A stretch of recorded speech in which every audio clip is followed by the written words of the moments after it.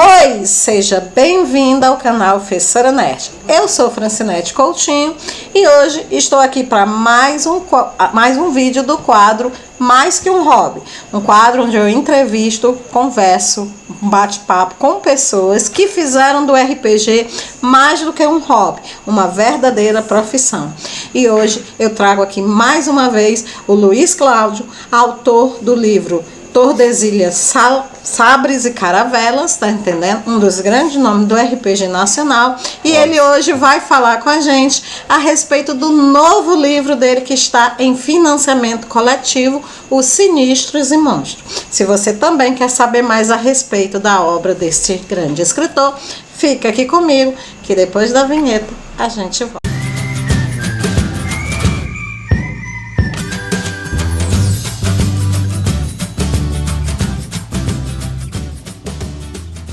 Oi, você ainda está aqui comigo? Se ainda está aqui comigo, é porque você também quer saber mais a respeito do novo livro do Luiz Cláudio, né? Os Sinistros e Monstros.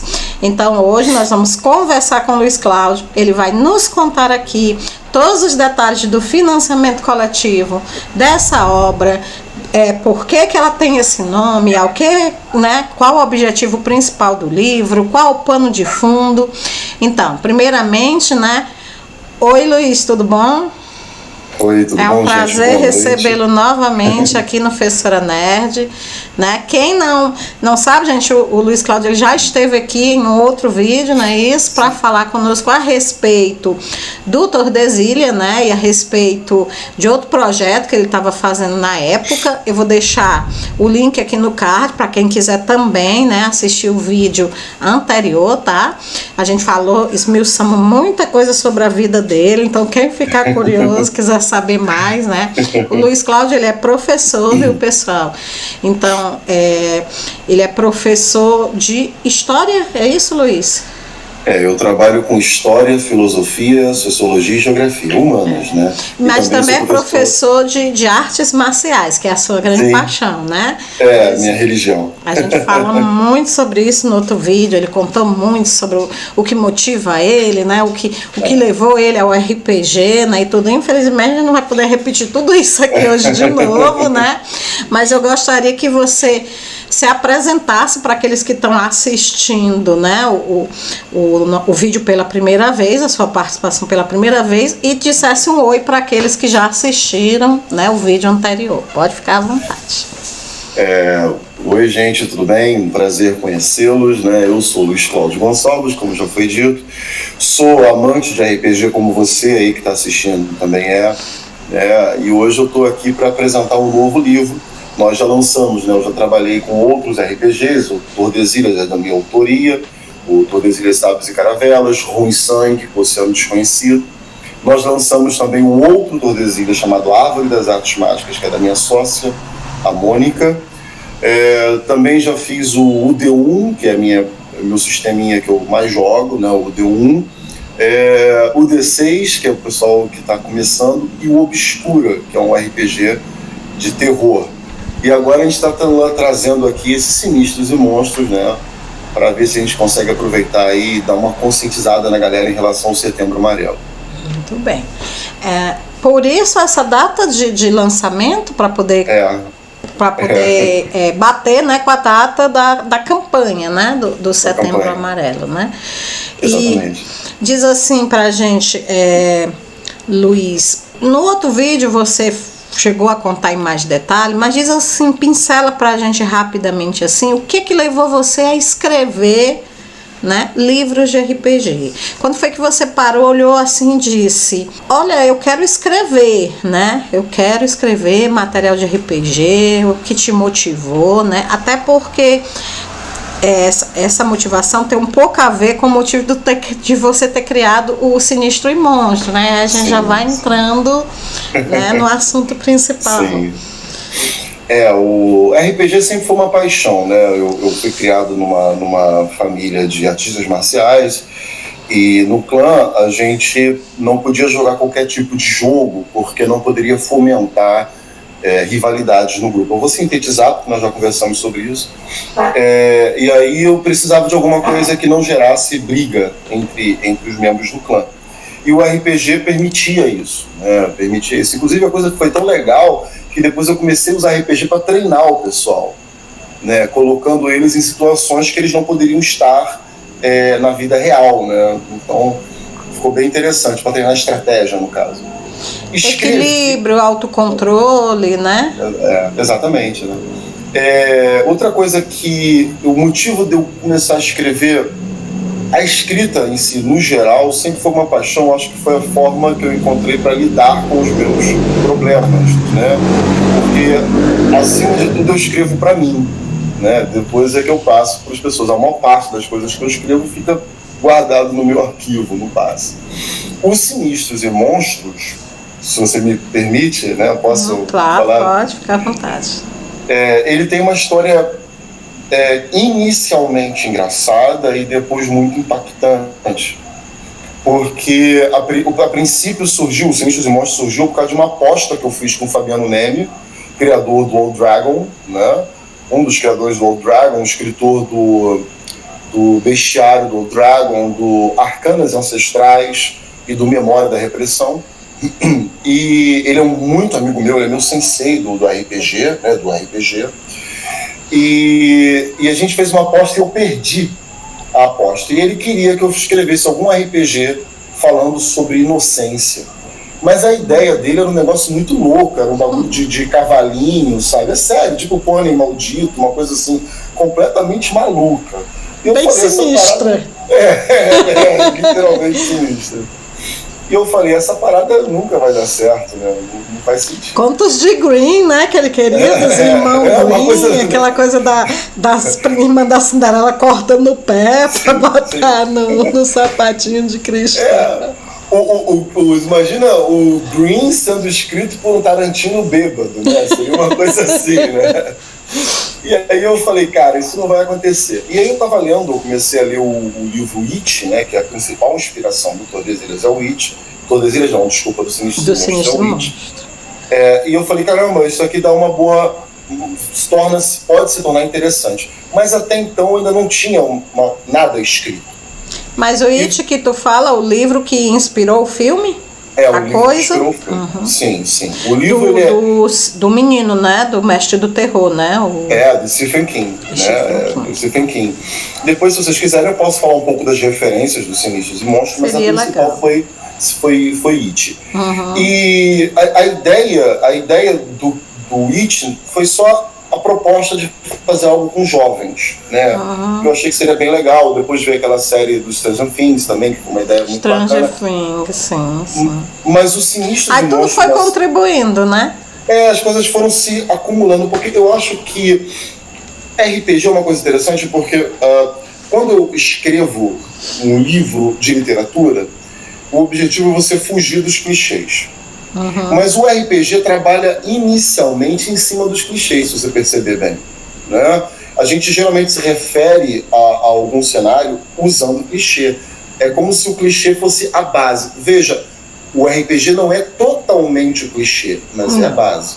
Né? É a base. Uhum. Então, por exemplo, quando eu peguei Tolkien, peguei Alexandre Dumas e alguma coisa de Cthulhu, eu criei a base do Tordesilhas, por exemplo. Dali eu fui construindo. É claro que você vai pegar esses clássicos como inspiração, mas você vai dar o seu toque pessoal, a sua pincelada. Sim. Você vai, ao longo dos Sinistros e Monstros, deixando a marca do Luiz Cláudio lá, né? Carimbada. Sim. E assim, nesse aspecto, eu quero até fazer uma observação rápida sobre a questão dos clichês, sabe? Que eu fico imaginando, o pessoal diz, tem que fugir dos clichês, abrir mão dos clichês. Gente, uma boa história, ela não pode ser feita sem alguns clichês, tá entendendo? Eu acho que a grande inteligência do escritor é a maneira como ele usa, né? Porque eu sempre digo, nada se cria, tudo se copia. Né? Tem um ditado que diz assim, nada se cria, tudo se copia. Então o grande escritor é aquele que consegue reescrever algo de uma maneira bastante pessoal, né? Deixa eu só complementar o que você está colocando, e isso é uma dica boa para quem está escrevendo agora. Para quem gosta de escrever. Existe a técnica, e isso eu falo mesmo como escritor ou artista marcial. Existe a técnica, mas o que transforma você em um artista é a capacidade de ter um controle tão grande da técnica que você cria a sua própria inovação. Entende? Ai, que legal! Eu acho que isso é uma coisa que vale para qualquer tipo de arte. Não então, só para escrita, né? Exatamente. E ali você inova.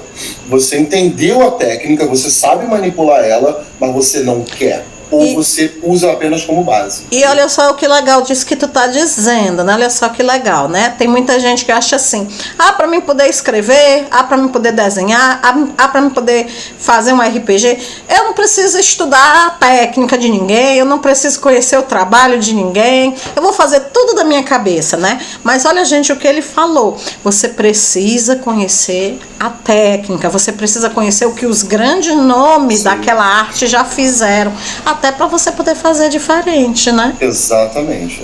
E aí, até tem um ponto aqui interessante nisso, ainda no tangente do clichê. Por exemplo, eu não costumo pegar referências de RPG quando eu estou escrevendo RPG. Eu geralmente procuro referências em lugares onde... Em outras artes. Exato, por exemplo, todo o trabalho que eu escrevo dentro do RPG tem uma referência dentro da filosofia. O Tordesilhas é Sartre purinho, né? O Obscuro é Nietzsche, e Sinistros e Monstros é Platão, né? Muito do Platão. Extremamente platoniano. A República? Ele é muito platoniano. Na verdade, epistemologia, a ideia do racionalismo, né? Que o termo é posterior a Platão, mas foi ele que criou. A ideia de que os nossos sentidos nos enganam.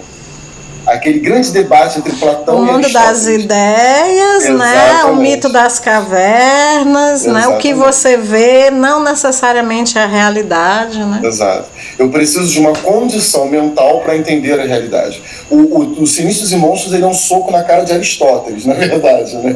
Daqui a pouco eu vou explicar. Por quê? Mas assim, por exemplo, quando eu escrevi Tordesilhas, eu tomei cuidado de não ler nenhum RPG de piratas. Entendeu? Por que não? O clichê que eu estava procurando estava em outros lugares. Estava na literatura, estava... Deixa eu ver se eu estou entendendo. Se eu quero escrever um RPG sobre piratas e eu assisto filmes ou leio livros de piratas, eu vou ser irremediavelmente, digamos assim, contagiada com aquelas obras. E aí eu vou fazer uma mera cópia.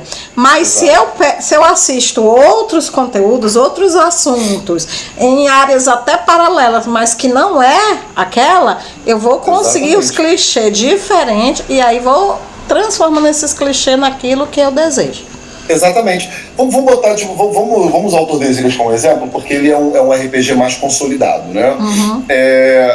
O que você tem? Vamos ler o Tordesilhas, as referências. Eu peguei o clichê básico da fantasia, que é Tolkien, Alexandre Dumas, toda aquela obras, aqueles artistas escritores de pirataria, né? Como Emílio Salgari, né? Essa galera. Alexandre Dumas, no caso, o Conde de Monte Cristo, Os Três Mosqueteiros. Exatamente, perfeito, exatamente. O Emílio Salgari, você tem Corsário Negro, né? A minha grande paixão, que foi a literatura que inspirou realmente Tordesilhas, que é o Cyrano de Bergerac, que eu esqueci agora o nome do autor, entre outros. Aí eu pego também a fantasia tolkiana, que tem muito no Tordesilhas, e um pouco de Cthulhu, mas é bem pouquinho, só para dar um gostinho assim, né?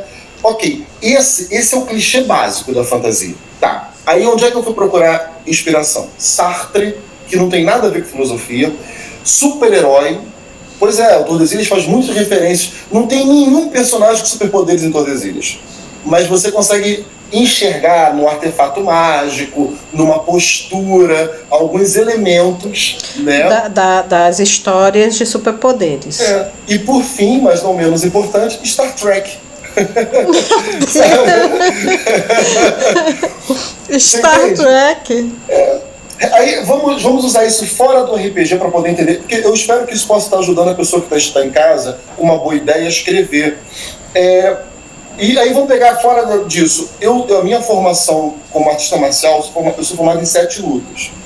Mas eu uso algumas técnicas de lutas que eu não sou formado. Como, por exemplo, judô, que eu não sou formado, eu sou marrom, não sou preta.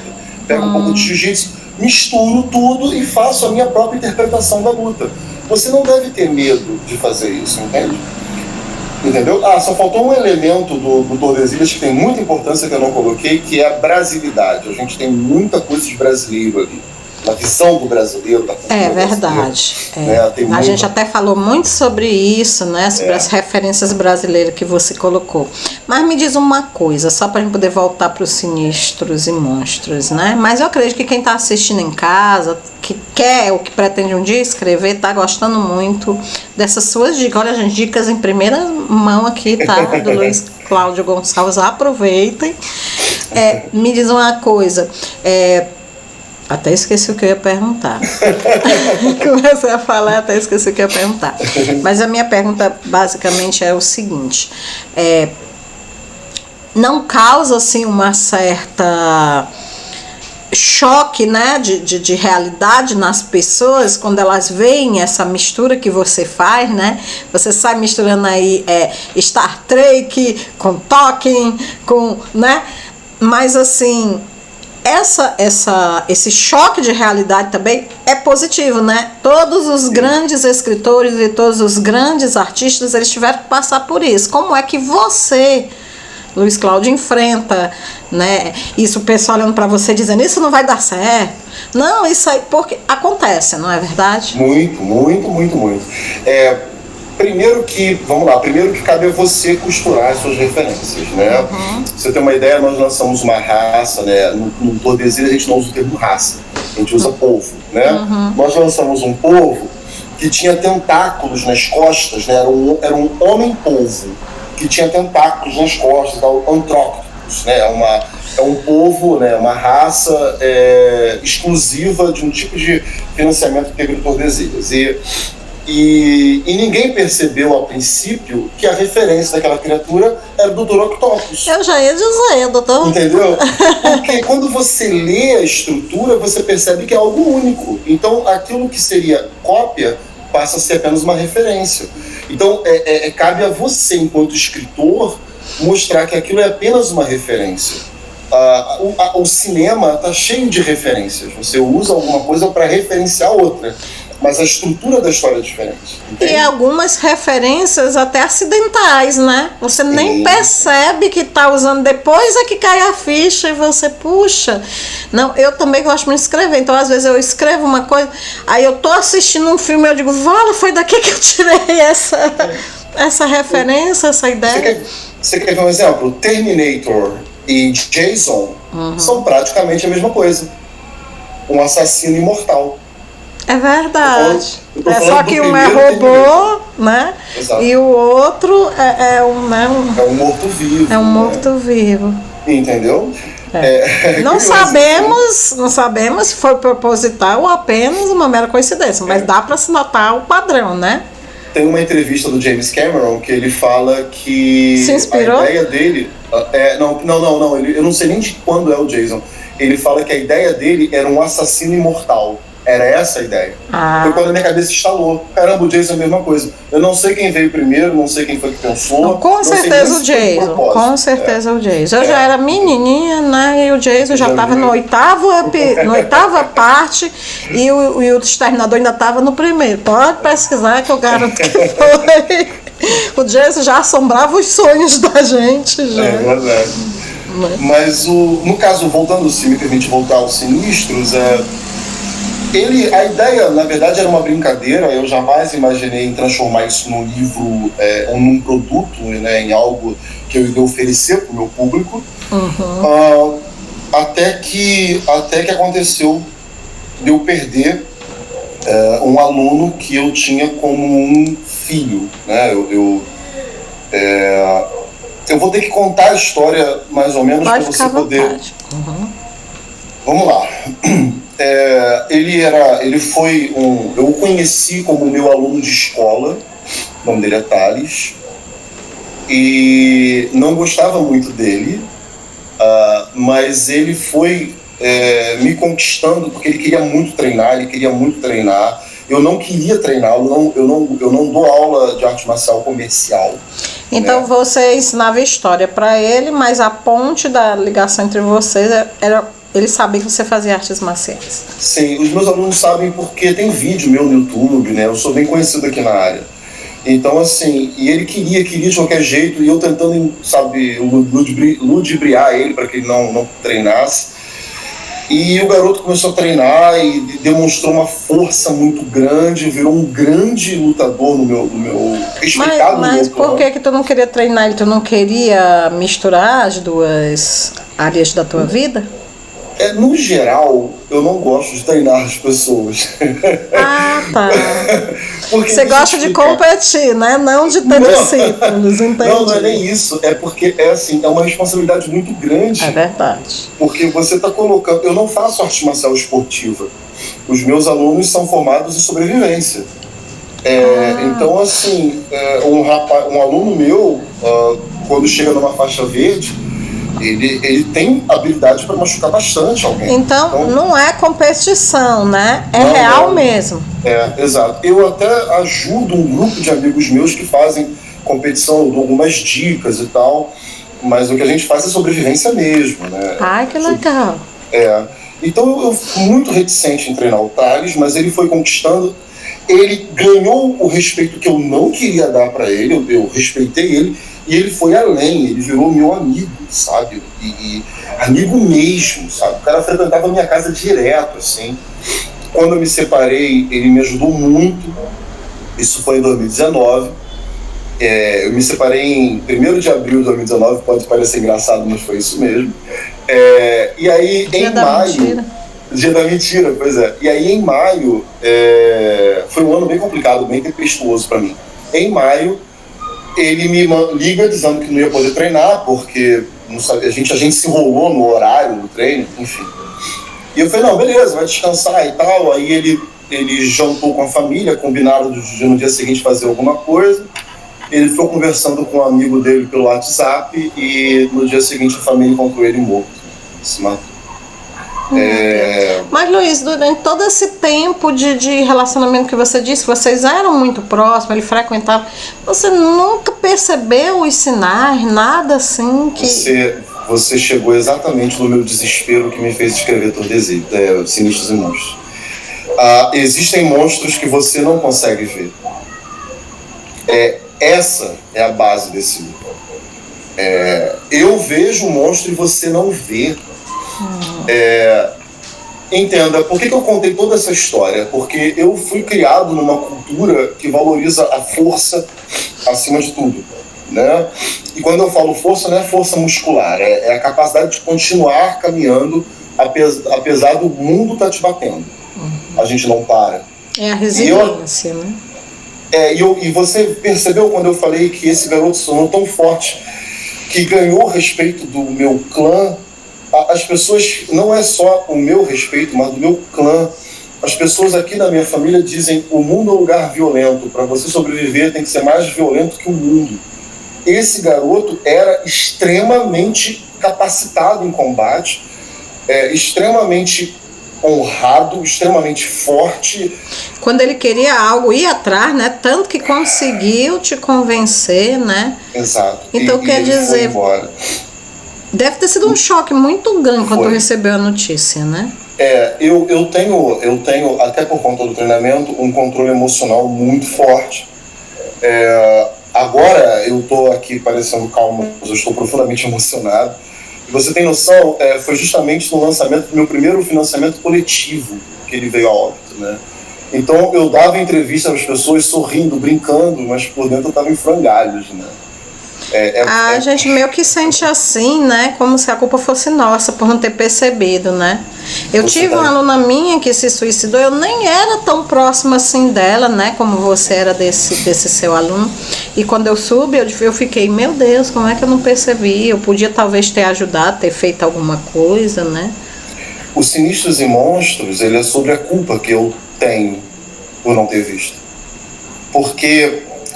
E você sabe, há pouco tempo eu ouvi um imbecil falar isso e eu tive um problema grave porque eu perdi um pouco a cabeça, não fui violento, mas eu discuti com ele, dizendo que era fraqueza quem tem depressão, quem tem esse tipo de coisa, e eu, nossa, virei o bicho, porque tem uma coisa que o Tales, e o meu exemplo mais forte disso é o Tales, né? Se tem uma coisa que o Tales não é fraco, né? Ele sempre foi muito forte. Então, assim, depressão não é fraqueza, depressão não é doença. Não, desculpa, depressão não é fraqueza, depressão não é frescura, é doença.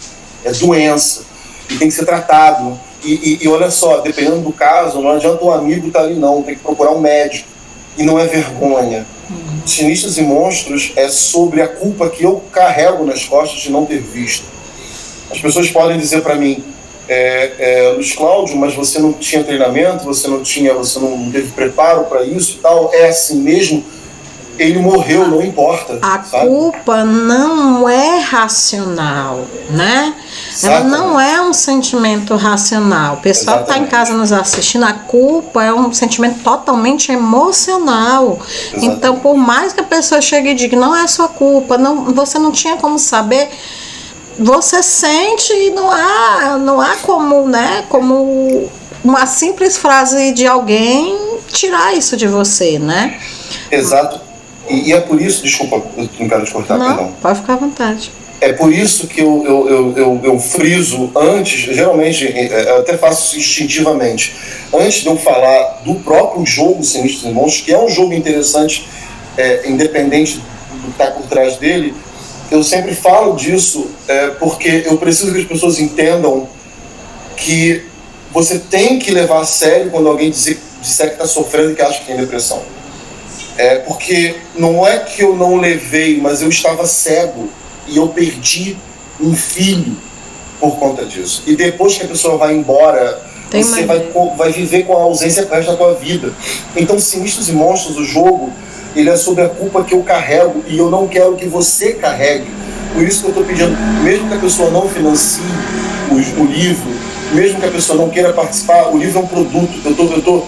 Desculpa o termo, eu estou defecando pro produto. Eu estou preocupado de você botar, você que eu falo a pessoa que está vendo, tá? Claro. Colocar na sua cabeça de que depressão é um negócio sério, ansiedade é um negócio sério, suicídio é um estado de calamidade pública já.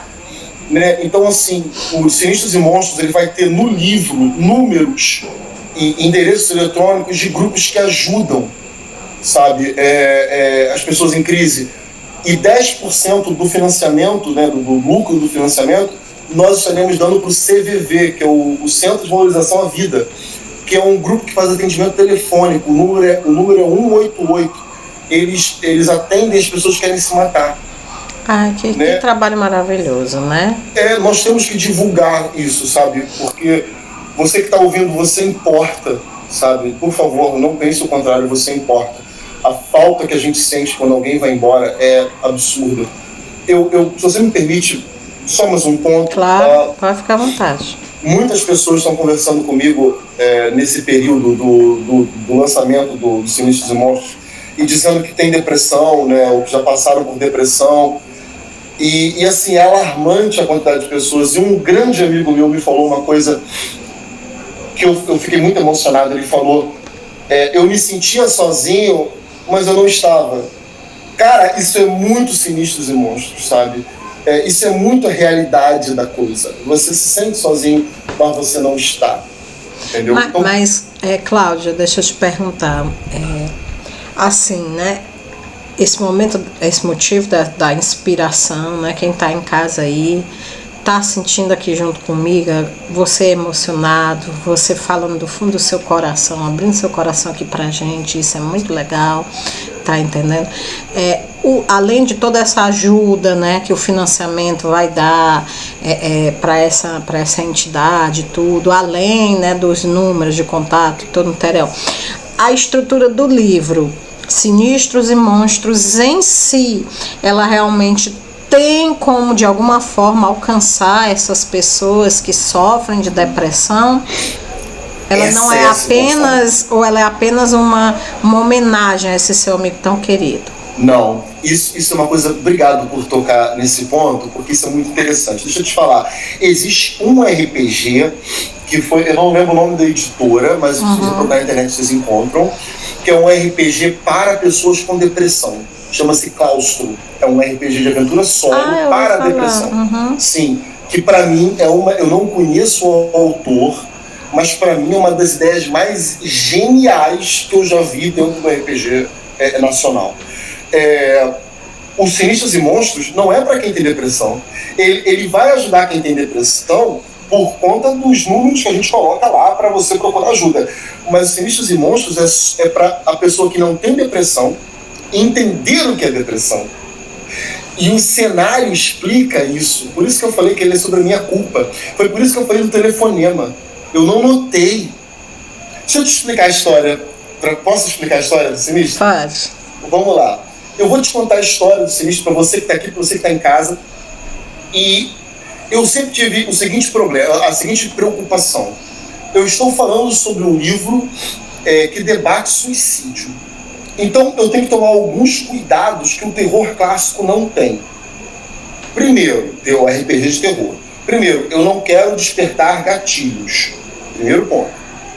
Né? Eu não quero despertar gatilhos. É exatamente o contrário, o objetivo, né? Exatamente. Então a primeira coisa, desde o primeiro tipo de financiamento coletivo que você fizer lá, você vai ganhar um cinto de segurança. O que seria isso? É um PDF onde você sinaliza para o mestre aquilo que você não quer que apareça na tua campanha, no episódio. Legal. Tá? Além disso, nós também estaremos... Isso é para todo mundo. Você participou, tu recebe. E, inclusive, pode ser usado para qualquer sistema. Não precisa ser uma coisa era o que eu já ia dizer, né? Não precisa se restringir só ao Sinistro, né? Exatamente. E a outra coisa é que também, dentro desse mesmo documento, nós temos um códigozinho para você poder combinar na mesa, para quando você tiver angustiado, você cortar a cena. Pum, cortou a cena e a angústia passa. Entendeu? Justamente porque eu não quero despertar gatilhos. Segundo, eu queria trazer para a mesa, né, aquela sensação de terror, mas sem gerar a morte. Porque, cara, se é contra o suicídio, eu não posso trazer a morte para o jogo. Né? Até contraditório, né? E aí você fala, o seu maluco, como é que você vai criar, né, a morte, não, desculpa, o terror sem morte, né? Daqui a pouco eu explico. E o terceiro apontamento que eu queria é que eu queria que você tivesse um jogo que gerasse interatividade, porque a pessoa com ansiedade, com depressão, ela se sente muito sozinha, né? Então eu queria gerar a interatividade na mesa e criar a condição para que o narrador pudesse decidir o clima do jogo. Então, Sinistros e Monstros te permite jogar tanto num terror bem profundo, bem assustador, quanto também num terror mais Scooby-Doo. Você consegue colocar os dois sem mudar a regra, só pelo tom da brincadeira. Entendeu? Justamente para ser uma coisa divertida, uma coisa fluida e acessível. E aí as regras contribuem muito. E isso foi uma sacação que eu achei muito, muito bacana. Eu tive essa ideia andando de bicicleta, mas daqui a pouco eu falo disso. Assim, eu não sei o pessoal em casa, né? Mas assim, na minha mente ainda está assim um tanto quanto. A ideia é muito interessante, o objetivo do livro em si é incrível, porque a gente sabe que a depressão, né, ela é um problema, é uma doença, né, ela é um problema clínico, que na grande maioria das vezes ela precisa de intervenção médica, né, e de medicamento e tudo. Então, evidentemente que não é um jogo, um simples livro que vai resolver o problema. Muitas vezes nem remédio mesmo consegue, né, dependendo do grau, né, mas assim... eu acho assim que a grande pegada é você estar abrindo a cabeça, a mente das pessoas que estão ao redor do depressivo, né? Exatamente. É o pai, é o irmão, é o amigo, é a namorada, porque primeiro que tudo a depressão ela traz consigo um sentimento de culpa muito grande, né? A pessoa que sofre depressão normalmente ela não tem tantos problemas assim quanto a gente pensa. Não é porque ela é maltratada em casa, não é porque ela não tem amigos, não, falta realmente alguma coisa para ela, né, que nem ela sabe, né, e na maioria das vezes ela se sente culpada e ela tem vergonha de admitir para as pessoas ao redor dela que ela se sente assim, né? E quando ela tem coragem, muitas vezes, de falar, aí vem aquele amigo desavisado, não mal intencionado, mas desavisado, aí diz: do que tu tá reclamando? Tu tem o que comer em casa, tu tem pai, tu tem mãe, tu tem uma vida boa, por que tu tá...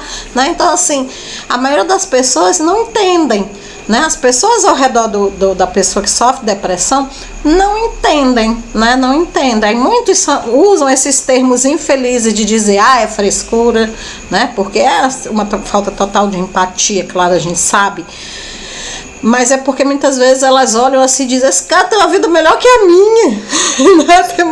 Esse cara tem o que comer em casa, lá em casa meus pais passam dificuldade, eu tenho que trabalhar, eu passo dificuldade. Do que ele está reclamando, né?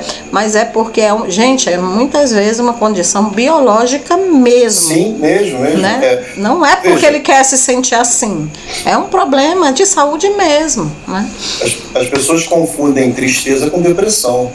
Tristeza é diferente. Entendeu? A tristeza, poxa, quando eu perdi o Thales, quando eu me separei, né, da minha esposa, eu fiquei triste, mas a depressão, ela tem uma resposta de intensidade e de tamanho desproporcional à tristeza, ou ela não tem motivos, entendeu? Isso é depressão. Né? E essa que não tem motivos é a mais perigosa, né? É a pior, né? Então, assim... então, óbvio, não estou dizendo que não tem motivo do tipo, você não tem motivo visível, né? Exatamente, palpável, que a gente consiga olhar e consiga enxergar. Mas claro que para a pessoa, né, tem motivo. Exatamente. Mas deixa eu te ajudar. Vamos tentar entender essa metáfora, porque, como eu te falei, eu queria mostrar para as pessoas a culpa, né, que eu tenho, né, eu queria evitar que você tivesse a culpa que eu sinto de não ter visto.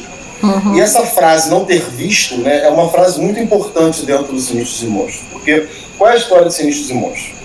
A história se passa numa cidade chamada Pacata do Sul, né, que é uma cidade, o nome Pacata do Sul é um nome antigo que foi uma brincadeira com o Fabiano, né, o rapaz que ganhou a aposta, né, comigo.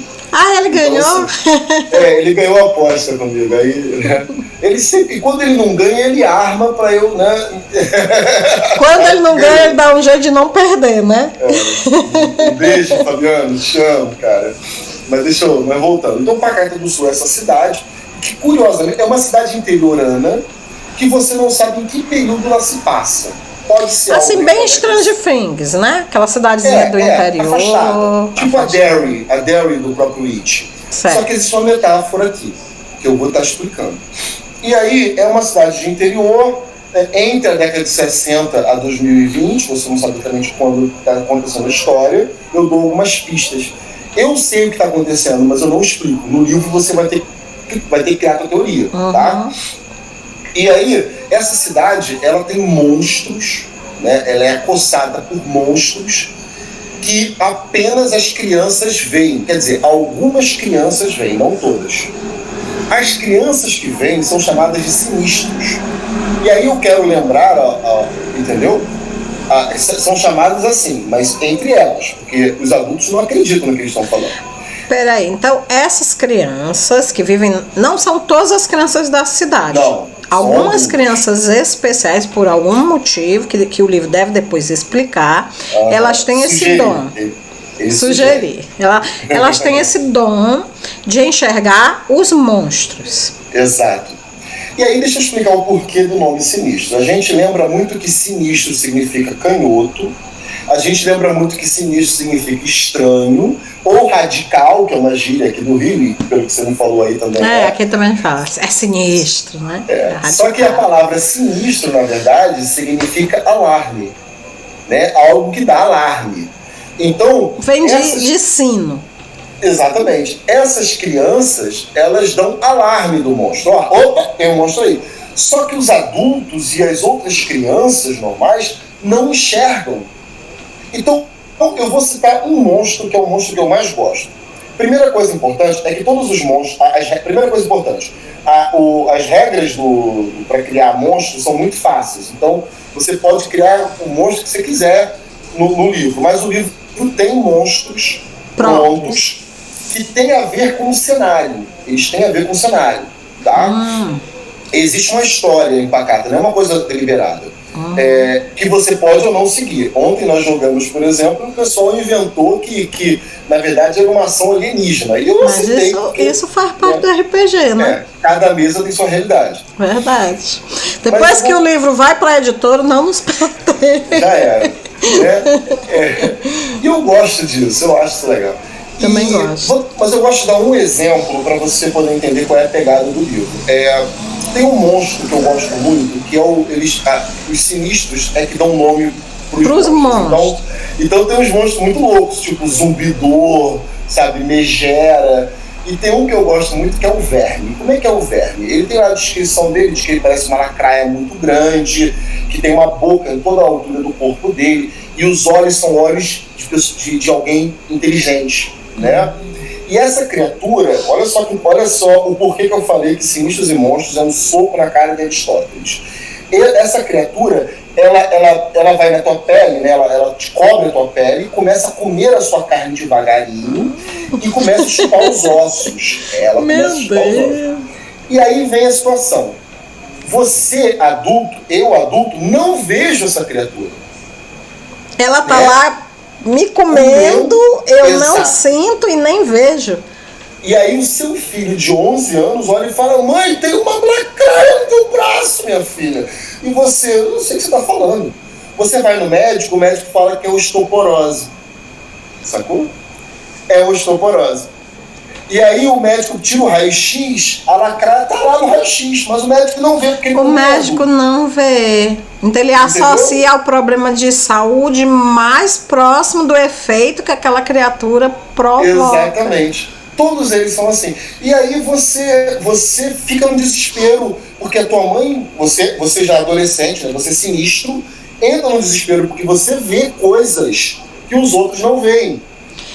Mas assim, Luiz, todas essas criaturas, de uma forma ou de outra, elas se alimentam dos humanos, é isso? Algumas fazem até pior, como experimentos. E o grande legal de Sinistros e Monstros é que é assim, como você não tem como um adolescente, né, lutar contra um monstro desse, eu crio vários subterfúgios, seja alguma fraqueza ou até mesmo formas de colocar um monstro contra o outro. Por exemplo, a Megera. Eu adoro a Megera. A Megera, ela na verdade, ela é um monstro muito relativo, porque o que ela faz pode ser ela ou ele. Você encontra Megeras homens também, tá? Dos dois sexos. É se envolver com algum humano normal, se aproveitar de que o humano não vê a forma dela original, que é aquela forma monstruosa, e criar família com esse humano. Mas peraí, ela se aproxima desse humano, ela adquire uma forma humana ou ela faz tipo uma possessão de outra pessoa? Como é isso? Não, é esse que é o barato. Esse que é o barato. Esse que é o vai, porque você não vai revelar. É o mistério. Não vou revelar. Se liga só, eu vou falar da Megera. Se liga só, olha que curioso. A Megera é mó barato, porque eu gosto da Megera. Porque a Megera é em homenagem ao ex-namorado minha, sabe? Ah, tá. Coitada. Se ela estiver assistindo isso aqui, tu vai receber uma ligação. Ela, como assim você fez essa criatura? Mas olha só, olha que doido. Imagina o seguinte, imagina você adolescente sinistro, você é uma sinistra, e aí o seu pai fala assim, você vai conhecer agora a sua nova madrasta. E aí entra aquela criatura horrível, sabe? Parece uma coisa horrível. E o seu pai beija e trata como uma pessoa normal. Você vê que é um monstro, mas seu pai não vê. É essa a piração do jogo. Porque, por exemplo... Qual é a faixa de idade dessas crianças? A gente está chegando lá. Que lembra que eu falei que tem uma coisa desesperadora além da morte? Que não tem morte nesse jogo. Aguenta aí. Só para fechar aqui, acontece a mesma coisa com eventos sobrenaturais, qualquer coisa envolvendo os monstros. Por exemplo, uma casa amaldiçoada. O seu pai vai achar que é uma casa linda, mas você vê que é amaldiçoada. Você olha e você vê. O resultado também. Por exemplo, se você está entendendo? Por exemplo, se alguém tem o peito destroçado pelo monstro, o médico vai achar que na verdade foi taquicardia, morreu de infarto. Enquanto que o peito está aberto. Você sinistro, você vê. Entendeu o porquê que isso é uma pancada no Aristóteles? Porque o Aristóteles diz que a realidade é captada por meus sentidos. Platão fala que não. Platão fala que não. Ele fala que existe uma necessidade de um condicionamento que ele chama de razão para que você consiga perceber. E aí vem a grande metáfora de sinistros e monstros. Os sinistros dizem que os humanos normais, que as pessoas normais, não conseguem ver os monstros porque eles sofrem da misantropia. Misantropia no mundo de Pacato do Sul, no mundo de sinistros e monstros, é essa incapacidade do cérebro humano de ver os monstros e os efeitos do monstro. Mas se você que está em casa procurar no dicionário a palavra misantropia, você vai descobrir que misantropia significa indiferença, entendeu? A palavra literalmente significa ódio aos homens, ao homem no sentido de humano. Eu conheço nesse significado aí, né?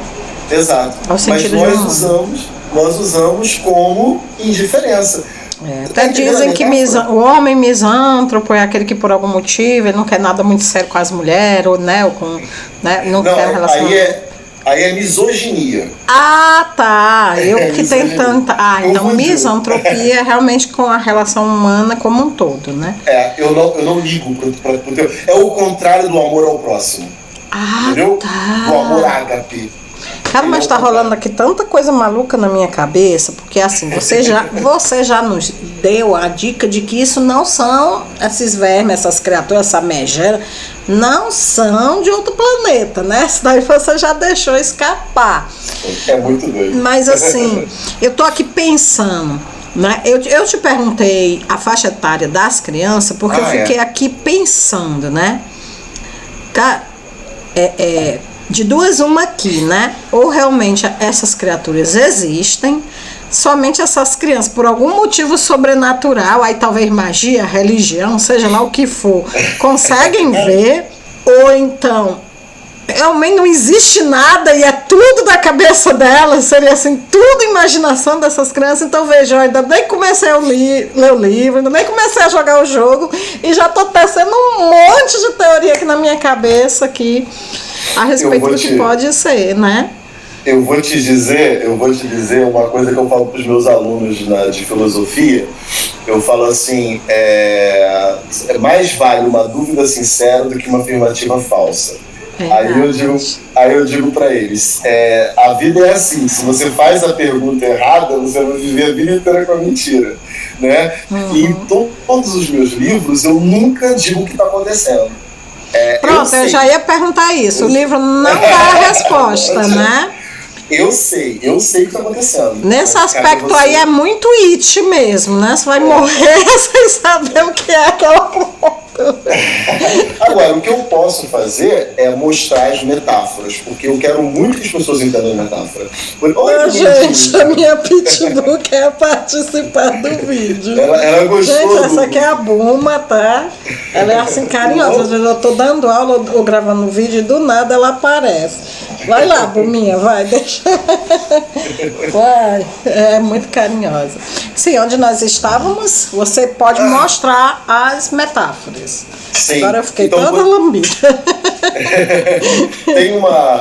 Tem uma organização dentro do livro, né, chamado Clube do Nunca, que é um grupo de adolescentes que se juntam, que são sinistros e se juntam para combater os monstros. E eles fazem uma citação que eu acho muito legal. Eles falam assim, que possivelmente a misantropia nem é uma maldição, é só uma condição humana de não dar a mínima pro que acontece com o outro, sabe? E às vezes eu penso muito nisso, sabe? Quando a gente não se sensibiliza com a dor do gay, do negro, sabe? Do diferente, né? Daquela pessoa que é diferente de nós. Entendeu? Que vê o mundo com os olhos dos sinistros, né? Consegue ver os monstros que a gente não enxerga. Mas deixa eu te perguntar aqui uma coisa. Esse dom, seja uma dádiva, seja o que for, ele é temporário, né? Você diz que quando a criança alcança uma determinada... E aí já bate com muitas mitologias que a gente vê, né? Existem muitas mitologias, inclusive existe um filme bem antigo, assim, da década de 50, não me lembro agora o nome, que era a história de vários garotinhos de 2, 3 anos. E eles diziam que quando os garotinhos completavam 2 anos, eles realizavam até os 2 anos de idade, eles defendiam que as crianças conheciam todos os mistérios do universo. Uma criança até 2 anos de idade saberia quem é Deus, se Deus existe, como o universo, saberia tudo, né? Que não adianta dizer porque eles não podem nos dizer, eles não falam. Aí, aos 2 anos, a criança realizaria essa passagem, né? E aí, quando ela realizava a passagem, ela esquecia tudo. Ela ficava literalmente sem conhecimento de nada, tá entendendo? E o filme é muito interessante. E esse filme, ele é pautado nessas lendas. E aí, eu tô fazendo a ligação, né, com os sinistros, né? Os sinistros também, eles têm esse dom até uma determinada idade, não é isso? Na verdade, não é... Primeiro, é interessante que você colocou, porque isso tem no livro, e eu nunca vi esse filme, de que criança e cachorro, né, animal, vê os monstros. Você não viu o filme, mas deve conhecer a lenda, deve ter ouvido falar da lenda e lembrar. Cabeça, né? Que eu tô dizendo as referências que a gente nem sabe que pegou. Pois é, mas assim, a ideia não é a idade física, mas a sua idade mental. Na medida em que você amadurece, você para de ver. E esse é o grande desespero de jogar Sinistros e Monstros. É que você vai amadurecendo de acordo com atitudes de adulto que você vai cometendo durante o livro, né? Você vai amadurecendo, ganhando amadurecimento, a sua idade física se separa da idade mental e você perde sinistro. Você para de ver o monstro. Você começa a sofrer. Então você não perde pontos de vida, você perde pontos de inocência. Seria mais ou menos algo assim. Exato. Você se machuca jogando. Você pode... Se o mestre e os jogadores combinarem, até pode morrer. Daqui a pouco eu explico essa parte. Mas você vai ganhando e perdendo inocência e ficando incapaz de ver o monstro. Mas o monstro não para de te ver. E isso é um grande problema.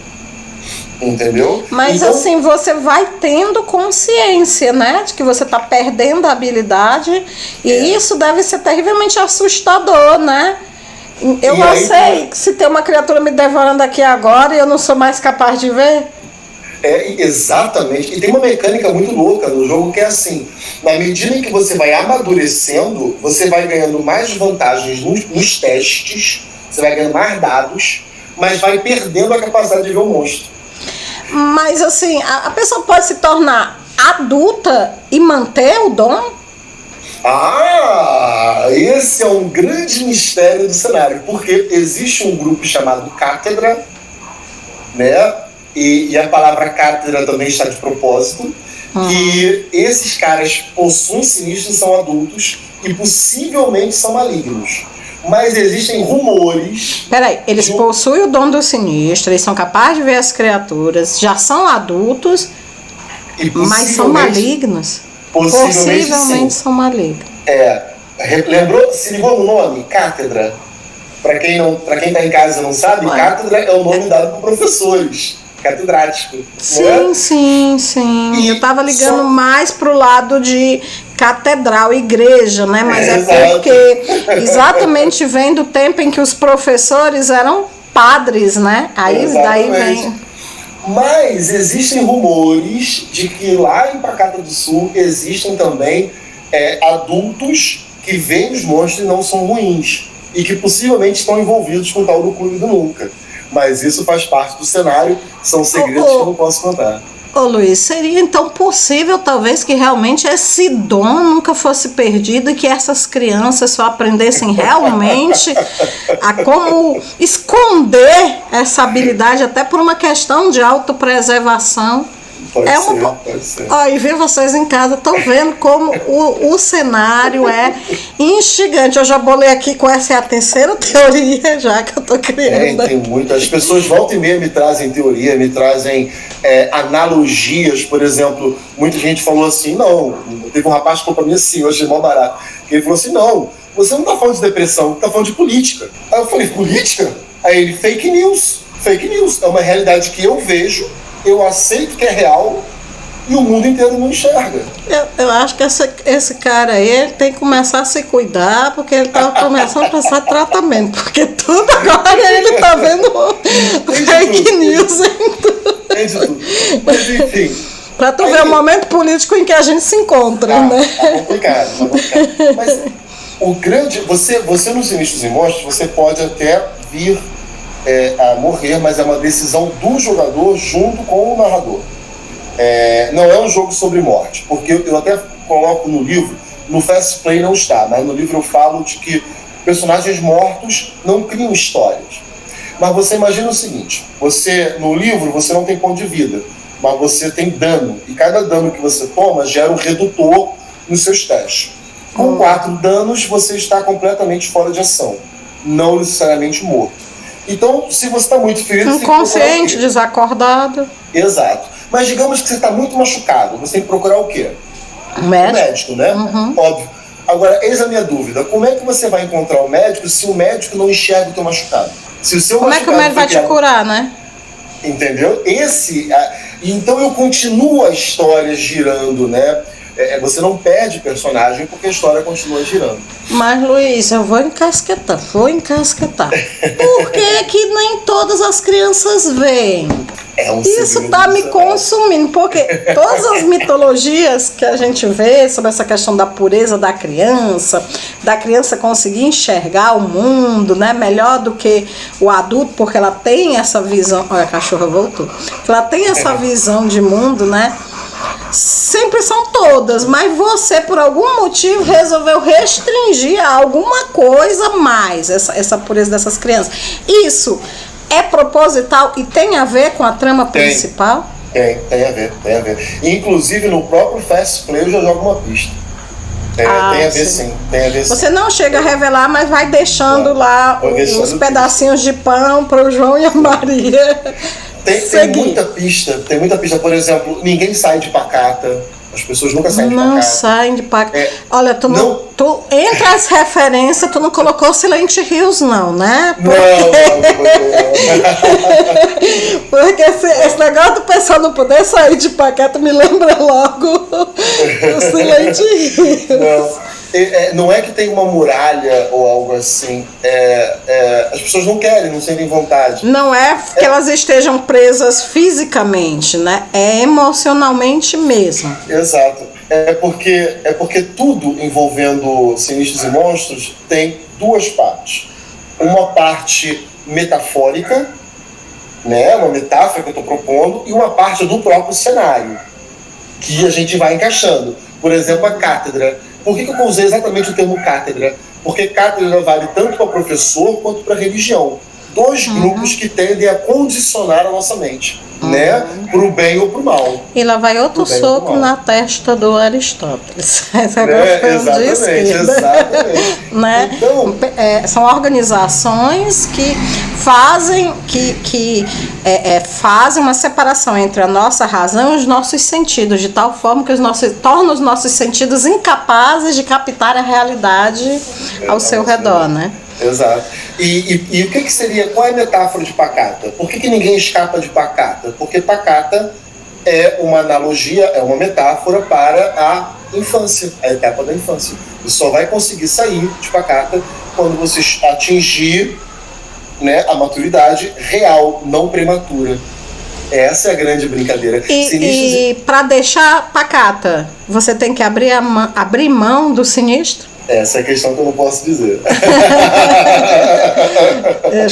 Eu vou voltar, que eu já estou penetrando já. Mas deixa eu te perguntar, conta aqui só para mim, para o pessoal em casa. Conta. Tu sabe o final ou realmente tu não se deu ao trabalho de conjecturar porque tu quer ver realmente, literalmente, o circo pegar fogo. Não precisa dizer que live dele, mas conta pra gente isso aí, vai. Não, eu tenho. Você tem a sua visão do que é realmente. Inclusive, eu tô até já preparando de fazer um romance sobre o livro, Ai, né? Sobre melhor maneira de revelar qualquer coisa, né? Através e aí nele eu devo de chegar até o fim. Aí eu não sei se vai ser uma série de livros, um livro só, não sei. Tô começando. Já começou? Ainda. Já comecei. Mas eu tenho. Isso é uma coisa muito minha. Por exemplo, o Tordesilhas, eu sei exatamente quando termina Tordesilhas. Né? O cenário vai terminar. Só que eu não revelo nada. Você vai pegando com o tempo. Né? Mas faz parte. A vida de escritor é solitária, né? A gente tem que guardar os segredos só para nós. Não pode sair revelando, porque senão corta a diversão das pessoas em casa. Exato, porque RPG, assim como a leitura, é sobre fazer você pensar. Se eu já te explico claramente o que está acontecendo... Então por que eu vou terminar de ler o livro? Sim, é muito provável que talvez a sua percepção de pacata do que está acontecendo seja até mais interessante que a minha. Né? E quem sabe até depois que você lê o meu livro, você vai, esse livro é uma porcaria, escreva o seu. Eu vou ficar super feliz. Olha, eu vou até citar um exemplo que aconteceu comigo, pessoal que está em casa, compartilhar, né? Eu comecei a jogar RPG, né, na final da década de 80, início da década de 90, por ali. O grande cenário brasileiro que tinha na época era o Tormenta, então naturalmente que eu me apaixonei pelo sistema de Tormenta e tudo, né? E na minha mente, ao longo do tempo que eu fui narrando Tormenta, eu criei 1 milhão de explicações para a Tormenta. Quando o Caldela, desculpa Caldela, tá? Adorei o livro e tudo, mas quando o Caldela mostrou a realidade do que era a Tormenta, eu detestei. Eu fiquei muito pé da vida. Eu digo, eu não acredito que era só isso. O tempo todo uma outra dimensão com seres tentando.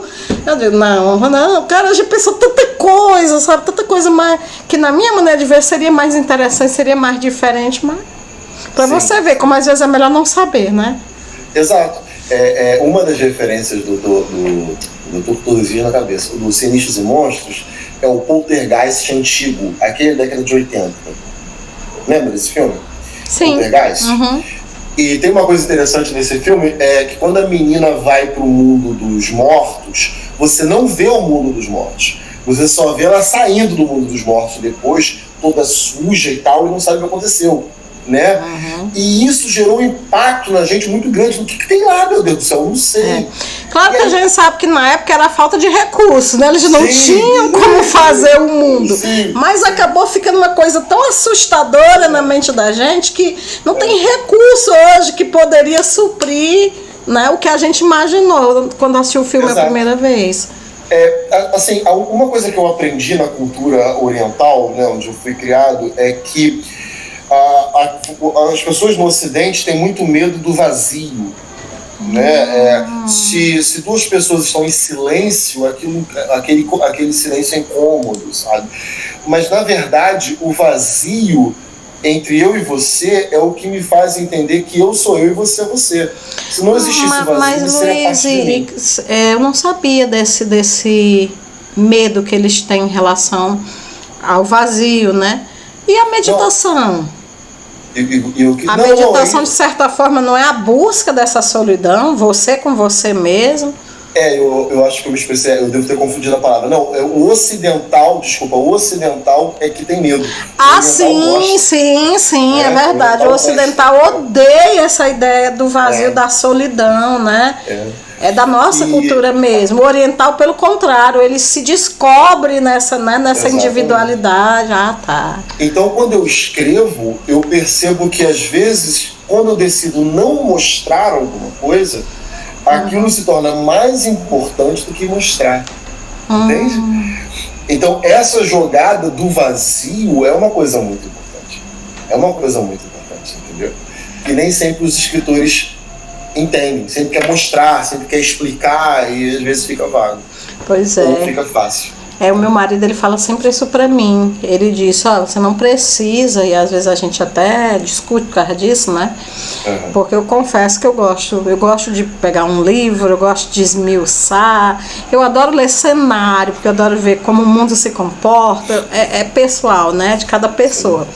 E ele diz, olha, Não precisa contar tudo, não precisa revelar tudo. Deixa as pessoas descobrirem ao longo da história, ou então deixa elas imaginar, sem nem contar.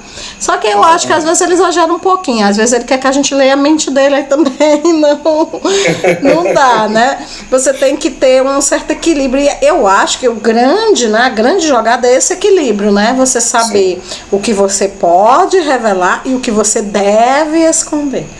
Exatamente. Esse é um grande equilíbrio, nem sempre fácil de fazer. Não é fácil, não. É verdade. Quem consegue é que aí acaba se tornando os grandes clássicos, os grandes nomes, né?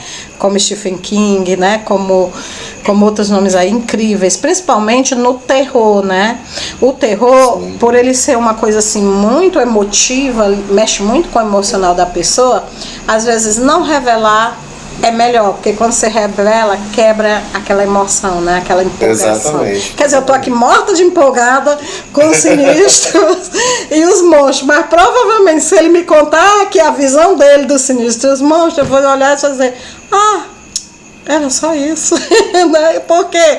Porque cada pessoa vai tecendo essa realidade na sua mente, né? Deixa eu só botar em outra palavra que você acabou de dizer, para você ver como até isso eu tentei trazer para os Sinistros e Monstros. Cada pessoa vai ter a sua visão do que está acontecendo. Sinistros e Monstros é sobre visão, sobre enxergar ou não alguma coisa. Entendeu? Estou entendendo. É sobre a realidade, né, ao seu redor, é realmente muito platônico. Agora que você explicou, realmente é muito mito das cavernas, tá entendendo? Aquele pessoal lá amarrado, olhando só as sombras na parede, né, muito. E olha que eu ainda nem, gente, sério, eu ainda não peguei o livro, ainda não tive a oportunidade. Já tem PDF disponível, Luiz Cláudio? O Fast Play. O Fast Play já está disponível. O cenário dele está lá. Já completa, tem lá um resumozinho do cenário no Fast Play. Eu devo de fazer uma ou outra mudança boba nas regras por conta de alguns feedbacks que me trouxeram, né? Mas é coisa boba mesmo, nada muito cheio de coisa. Tem uma coisa interessante, você está falando sobre o que é Platão, completamente platônico. Platão tinha um pensamento muito binário, né? Muito binário. Uhum. E o sistema de regras dos Sinistros e Monstros é binário. Que legal. O título Sinistros e Monstros, antagônico binário, tá vendo? Então, assim, tudo nele é binário. É o que enxerga e o que é enxergado, o certo e o errado, na visão de Platão, né? O mundo real e o mundo das ideias, né? Sempre aquele equilíbrio. E conta aqui pra gente esse sistema, né, binário, mas ele é binário em atributos ou não? Como são os atributos? Como é mais ao menos na mecânica? Claro, não vai dar pra você explicar tudo, mas dá uma pincelada aí pra gente de como é o roleplay mesmo, porque pelo que eu entendi aqui, a gente só pode jogar com sinistros ou a gente pode também jogar com humanos que não tenham o dom? Não, os humanos que não têm dom são chamados de leigos. Leigos, né? Uhum. Os sinistros chamam de leigos. Não é indicado. É indicado que se jogue. Não existe a opção. Não existe, porque a ideia é justamente passar esse drama, de ver coisas que ninguém vê, né? Então vamos lá, como é que funciona o jogo? É mal barato porque a questão da tua idade mental é muito importante. Ela vai dizer a quantidade de dados que você joga, e também vai dizer o teu nível do sinistro, o potencial do sinistro, se está muito bom ou se está fraco, né? É a tua idade mental que vai dizer. Lembrando que a idade mental, ela oscila ao longo do jogo. Você pode amadurecer ou retroagir um pouco a sua idade mental durante o jogo, tá? Isso é bem importante. Outra coisa que eu queria falar é que tem um aspecto da regra agora que eu vou dizer que as pessoas que estão familiarizadas com o Fast Play vai achar estranho. É só um detalhezinho, mas é porque eu já estou te atualizando de uma mudança que a gente vai fazer, tá bom?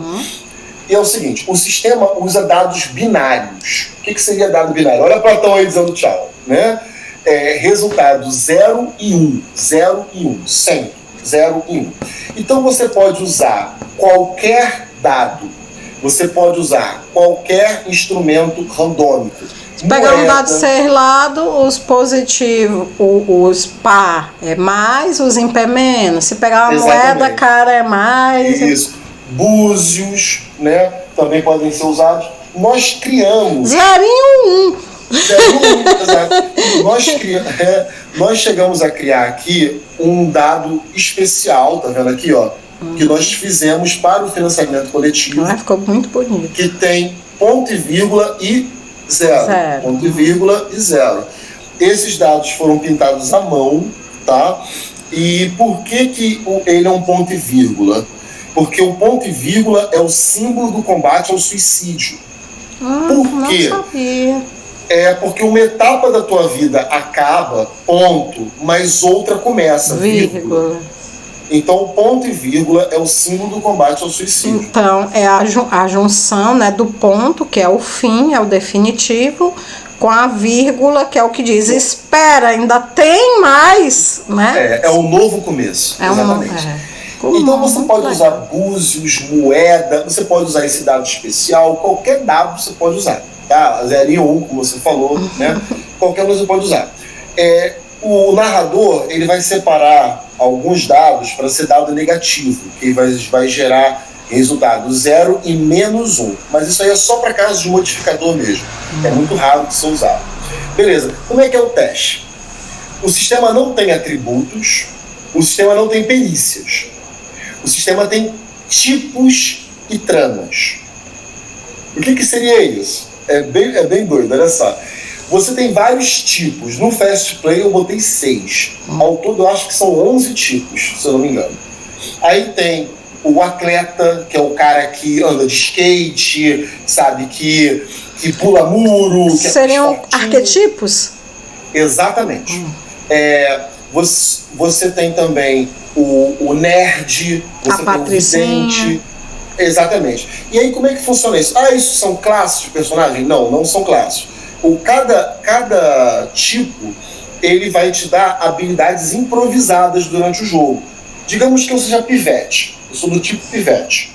Então eu falo pro narrador assim, peraí, como eu sou pivete, eu tenho a possibilidade de arrombar isso aqui com mais facilidade.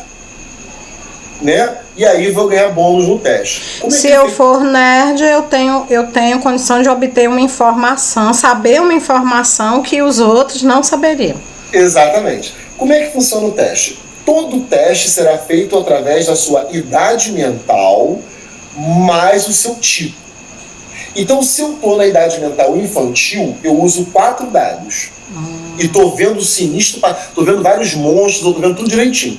Se eu amadurecer, diminui os dados?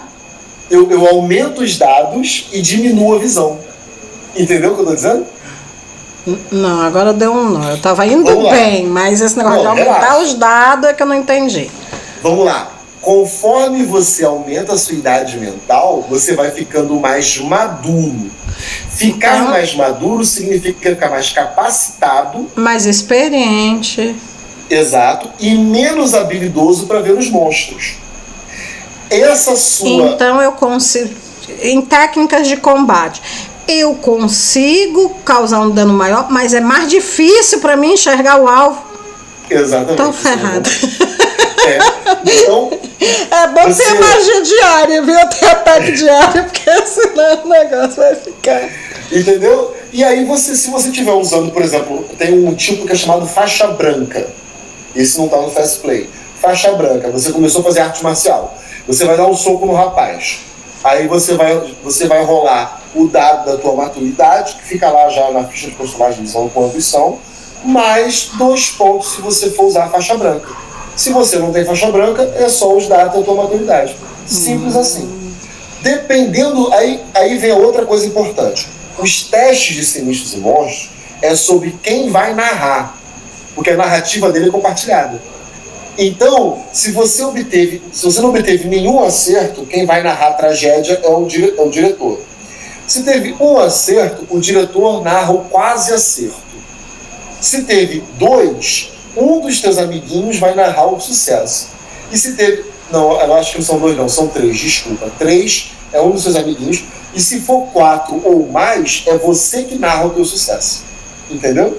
Entendi. Então é um jogo de narrativa compartilhada onde todo mundo participa da jogada.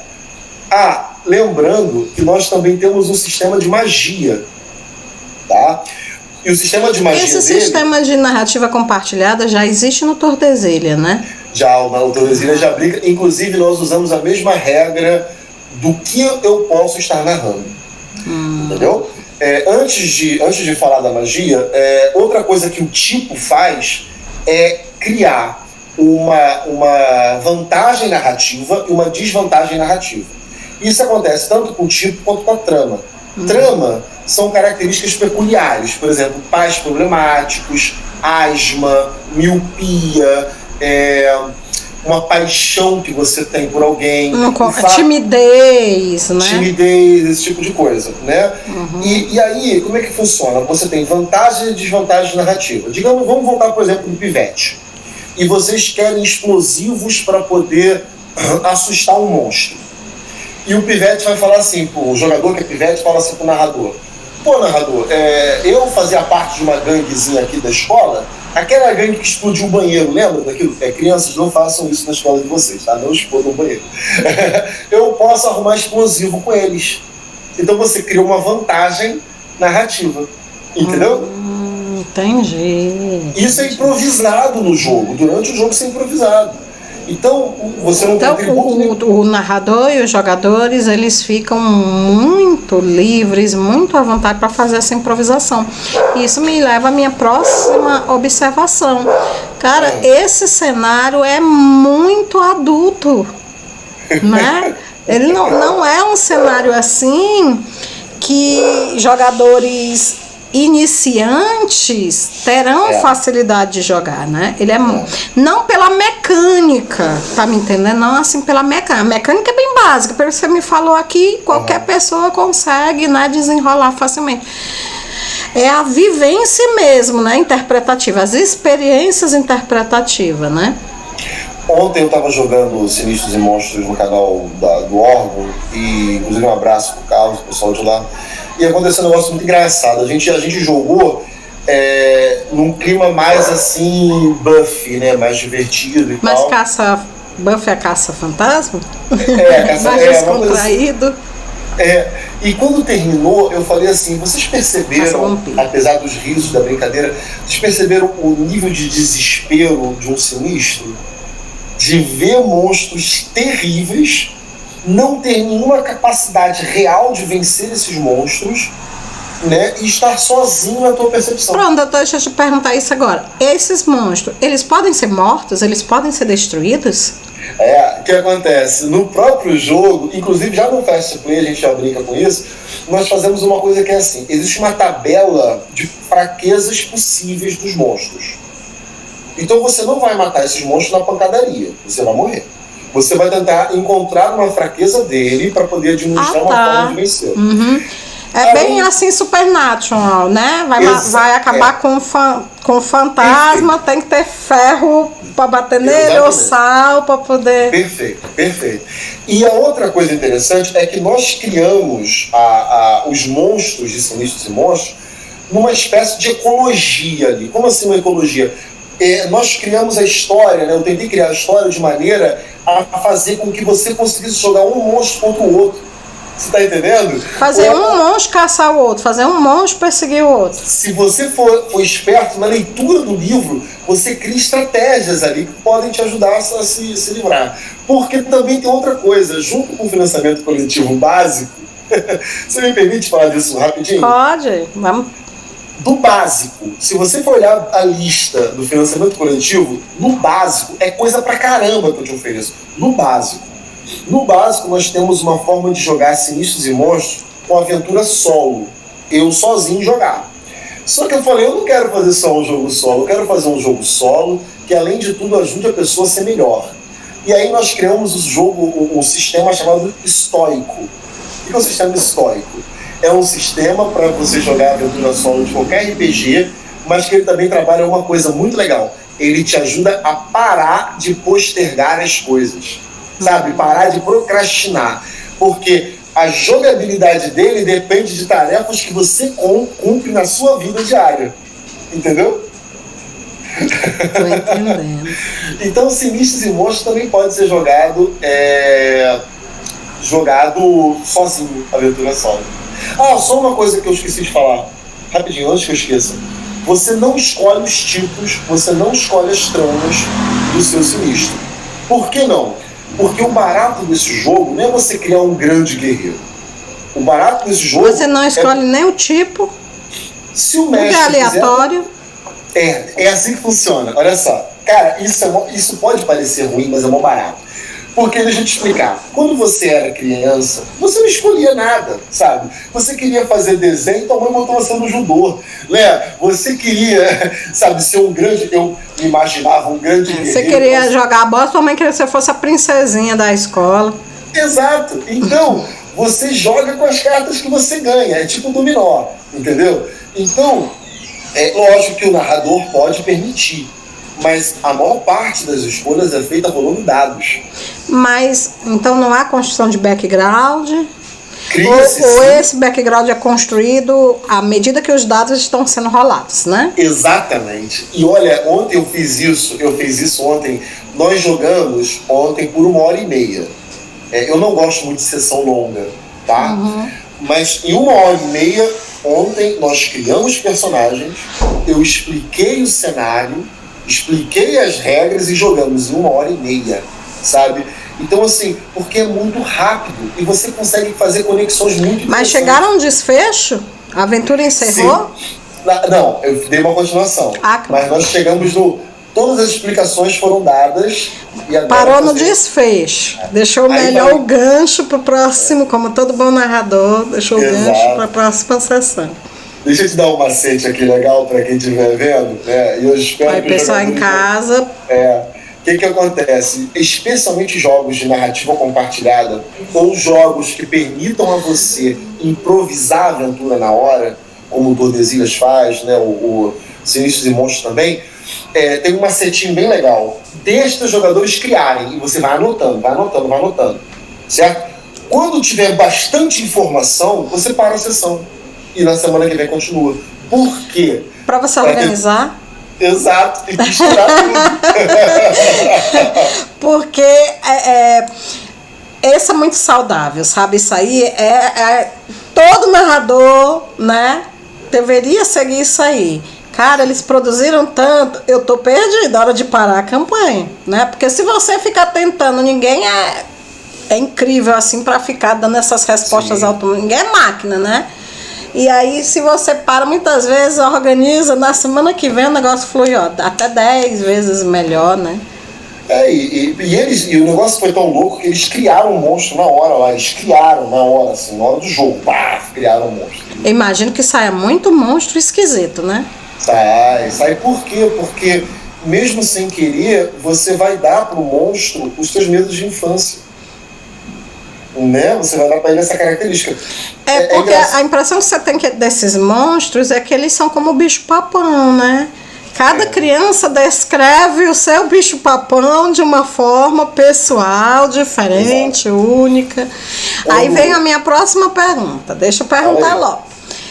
Qual é a relação dos monstros com o sinistro? Eles desejam atacar os sinistros? Eles preferem atacar os sinistros até do que os humanos, ou eles temem os sinistros, eles fogem. Qual é a relação deles com os sinistros? Cada monstro tem a sua própria... Eu vou fazer aqui, vou jogar um gancho aqui, tá? Para você e para o pessoal que está em casa. Cada monstro foi pensado enquanto um indivíduo, enquanto monstro em si, né, enquanto espécie em si, e também como essa espécie se relaciona com as outras espécies e com os sinistros. Por exemplo, o monstro mais perigoso, estou falando dos monstros oficiais, os monstros que estão lá no livro, tá? Os que já vêm pronto. O monstro mais perigoso é o molusco, né? Que os sinistros chamam de molusco, a cátedra chama de arquitetos. Aí eu dei uma pista violenta. Esses monstros já gostam de pegar os sinistros para levar para algum lugar que ninguém sabe onde é que é, para fazer alguma coisa com eles. Exato. possivelmente experimentos, mas o livro só sugere, ok? Já a megera, por exemplo, depende, porque a megera tem um problema. Eu não falei, mas a megera, cada monstro representa algum tipo de problema, ou doença, alguma coisa assim. E a megera, lembrando que megera também pode ser homem, a megera representa a pessoa, o romance tóxico, né, o relacionamento tóxico. Mas cada monstro, no caso que você criou, representa um problema psicológico? Ou físico, como por exemplo pressão alta. Tem um monstro que ele gruda na tua cabeça, né, e ele fica sugando a tua... Ah, tá, é verdade. Tu falou que tem até que ele vai no coração, aí o cara pensa que é um infarto, mas na verdade Exato. é a criatura lá apertando. Fazendo maldade, entendeu? Exatamente. Então cada uma delas tem. E aí, por exemplo, a megera não quer matar o sinistro. A megera, na verdade, se o sinistro aceitar ela até vira amiga. O problema é que a megera nunca ataca a família do marido ou da esposa, mas come os vizinhos, entendeu? Então Não é uma amiga muito legal para esse tema. Então, deixa eu ver se eu estou entendendo. Não há um padrão. Cada monstro interage de uma forma diferente com o sinistro. No geral, eles não gostam desse sinistro porque eles veem, né, eles tiram a camuflagem do monstro, tá? Mas, por exemplo, tem um que agora eu não consigo lembrar o nome, que se for bem tratado pode até virar um amigo. E tem um suplemento que entra no financiamento coletivo que vai apresentar monstrinhos que podem virar mascote do sinistro. Entendeu? Caramba, que legal. Tem. Porque monstrinhos de bolso. Exato, é uma brincadeira com isso. Por exemplo, a gente tem, aí voltando para o livro mesmo, né? Nós temos alguns artefatos também que os sinistros podem encontrar. Porque existe, como eu te falei, o cenário é bem complexo, né? Não é complexo, ele é rico. Tem alguns artefatos que você pode encontrar, que podem te ajudar. Tem um sistema de magia, que é baseado em rolamento de dados, não só do jogador, mas também porque do personagem. Existe magia no cenário? Sim, existe um tipo de adolescente, de sinistro, que usa dado para poder invocar magia. Eu não estou falando você, eu estou falando o teu personagem. Ele rola dados para poder invocar magia. É uma metáfora que eu faço no jogo de RPG. Entendeu? O personagem joga dados. Olha só, você pegou o teu dado, você, né, pegou o dado para jogar. Quando você pegou o dado para invocar magia, o seu personagem também está pegando o dado para invocar magia. Se aquele dado escapa da mão dele, ele não invoca a magia. Nem você, nem ele, né? Isso foi uma brincadeira. Então, você imagina um mago que invoca a magia rolando dados de RPG. Você tá entendendo? Quer dizer, totalmente caótico, totalmente né, pela sorte, né? Os dados dirão se a magia vai ou não vai, né, se manifestar. Exato. E a ideia foi fazer a metáfora de que, já que esse mundo pode ser um mundo da imaginação, então o RPG te dá poder. Me diz uma coisa, vamos supor que o portador desse dom, o sinistro, ele não goste muito, porque eu acho que a maioria não gosta mesmo, né, desse dom, porque é apavorante, né? É apavorante, Tem como acelerar o processo para se livrar do dom? Tem. Na verdade, não é bem se livrar do dom. Mas quando ele se livra do dom, outra pergunta, quando ele se livra do dom, não é game over? O jogo não acabou? É isso que eu queria te falar. Não é se livrar do dom, mas saber conviver com ele. Porque você não se livra da tristeza, você aprende a conviver com ela. Eu estou agora do lado de um lugar onde o Thales sempre sentava, né, enquanto eu estava conversando com o pessoal. Eu estava na janela, que é aqui do lado. Sempre que eu sento aqui, eu tô aqui na minha sala, mas a minha sala ela é muito grandona e ela é onde eu treino, né? Eu moro num dojo.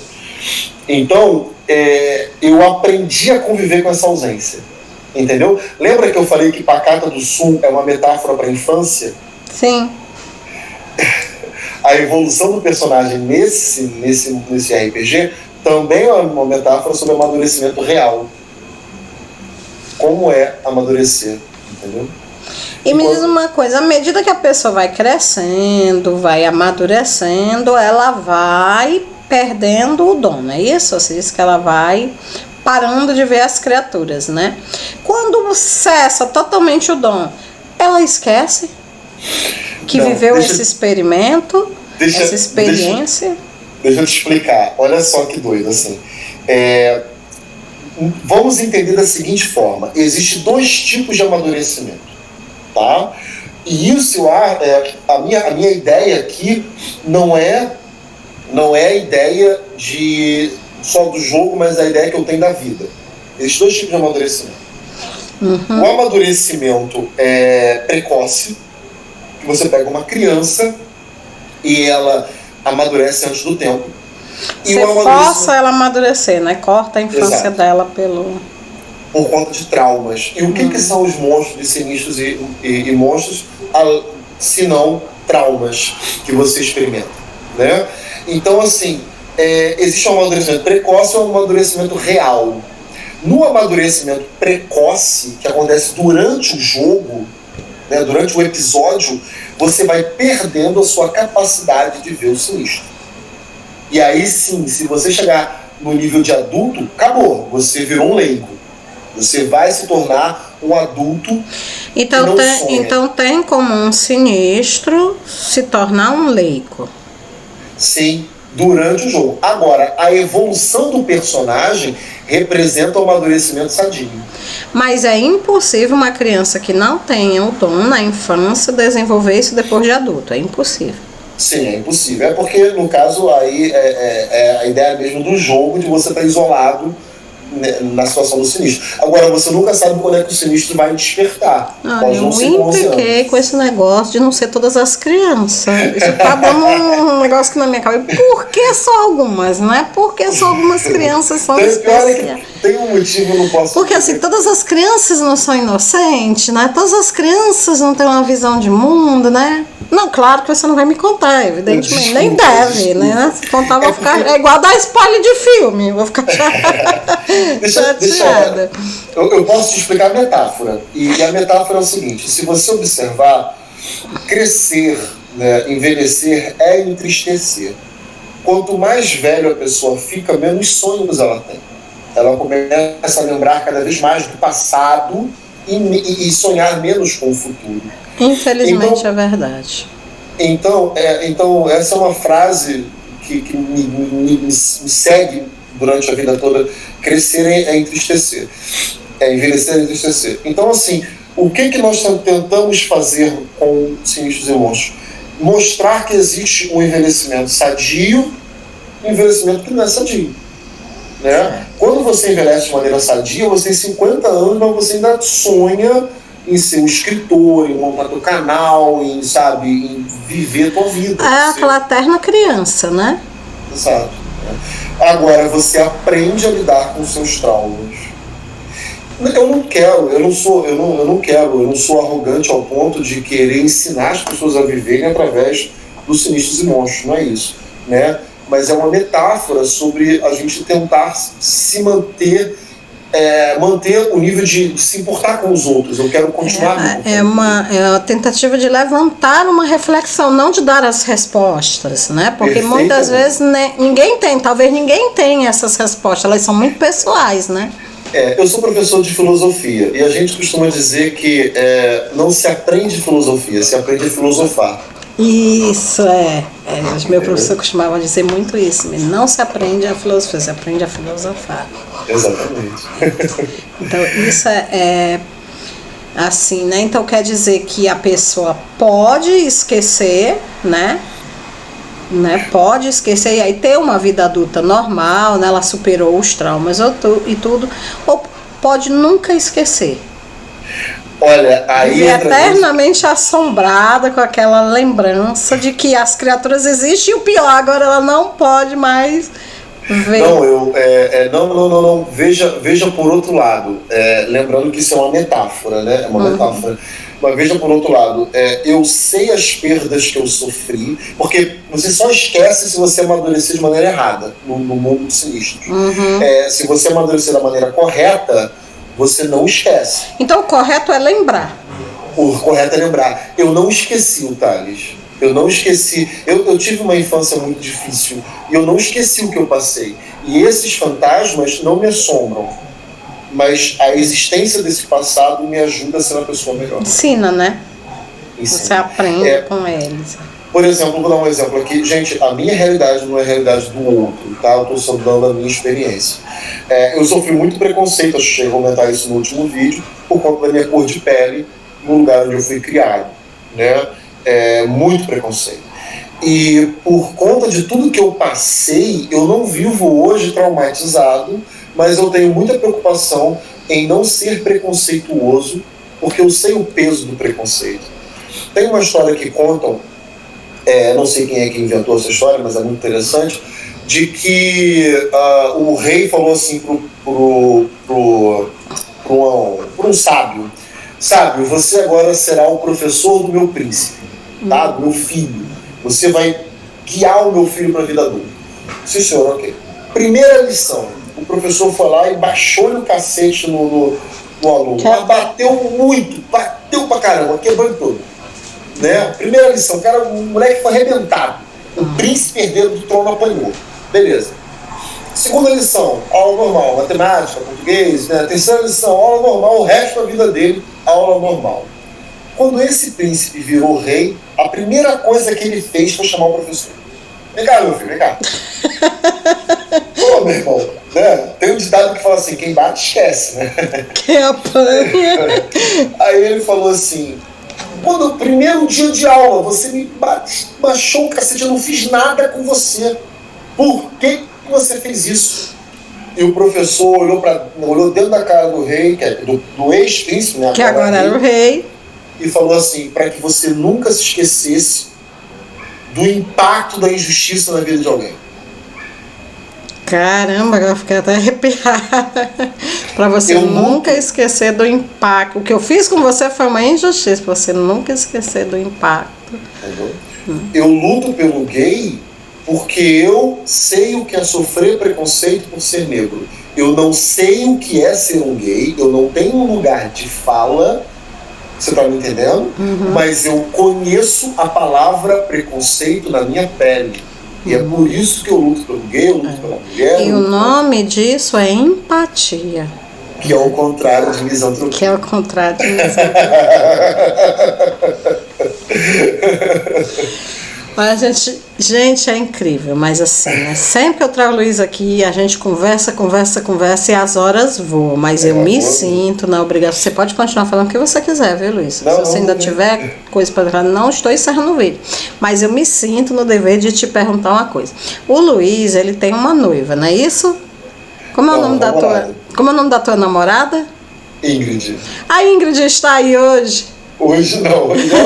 Gente, eu me sinto na obrigação de perguntar, porque da última vez a gente ficou quase 2 horas na entrevista e a bichinha sentada desenhando do lado dele. Ninguém ouvia um pio, parecia assim que não tinha ninguém aí. Ingrid, um abraço, viu? Tudo de bom pra você, minha filha. Aí eu digo, não, vou perguntar, porque vai que a Ingrid tá aí de novo, né? Então, nesse caso, podemos continuar. Inclusive, ela desenhou parte ela fez parte dos desenhos do Sinistros e Monstros. Foi, né? É uma artista, gente. A Ingrid é uma artista. Sim, aí, pois bem, meu filho, aí o que eu quero lhe perguntar, né?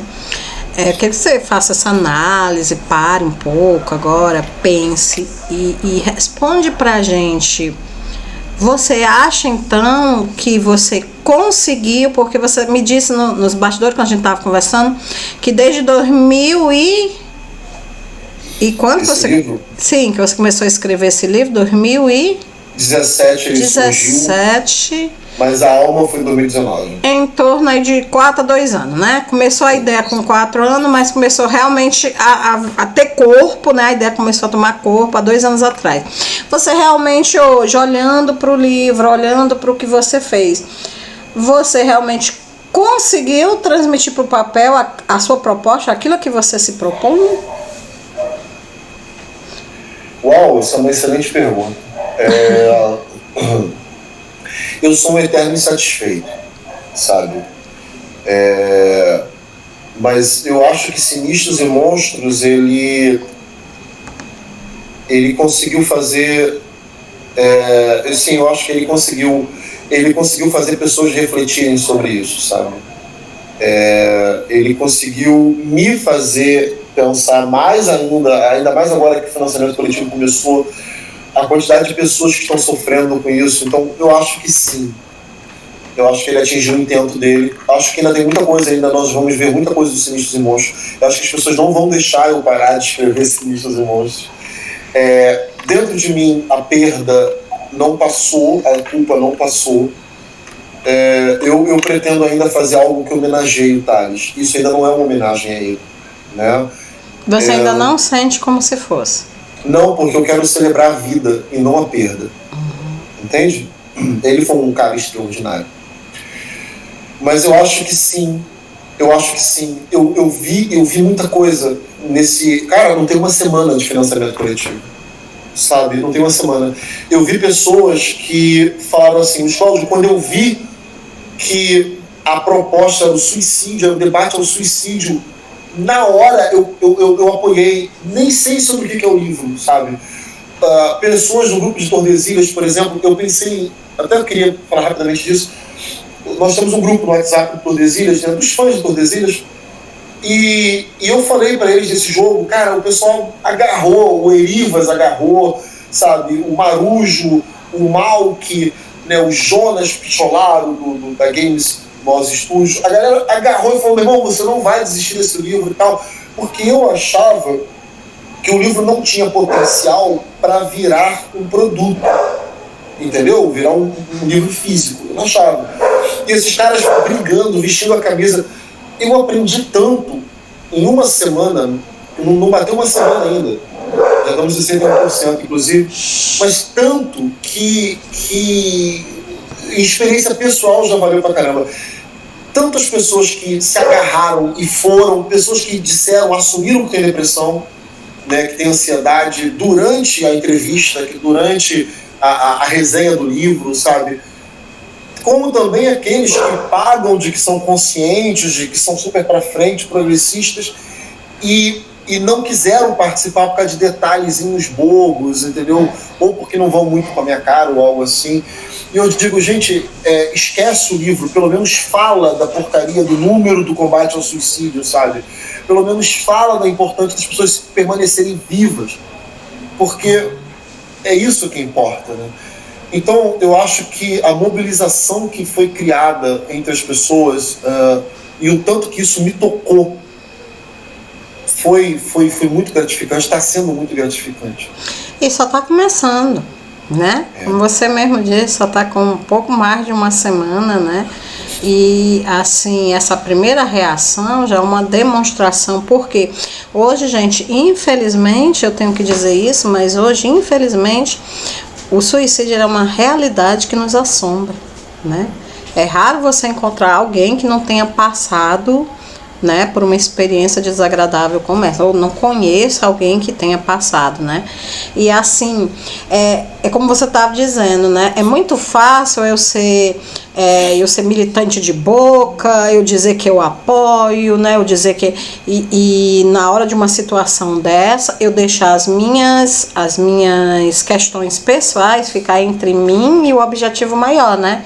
Porque é nesse momento que você vê se realmente a pessoa ela tem coragem de vestir a camisa ou não, né? Então, quer dizer, se você não sente empatia por essa questão, não mistura, né, política com RPG, eu quero comprar um livro pela qualidade dele, não por...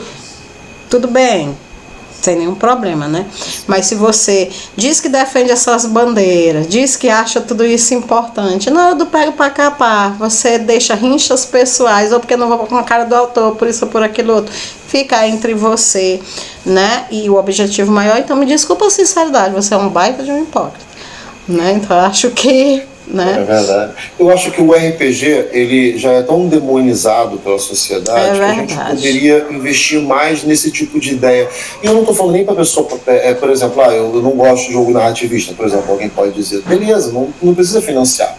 Né? Você não quer comprar, não quer financiar, mas você pode fazer a propaganda, né? Você pode falar do projeto, né? Para pessoas que se interessam, pessoas talvez que precisem, né? Desse contato com o livro.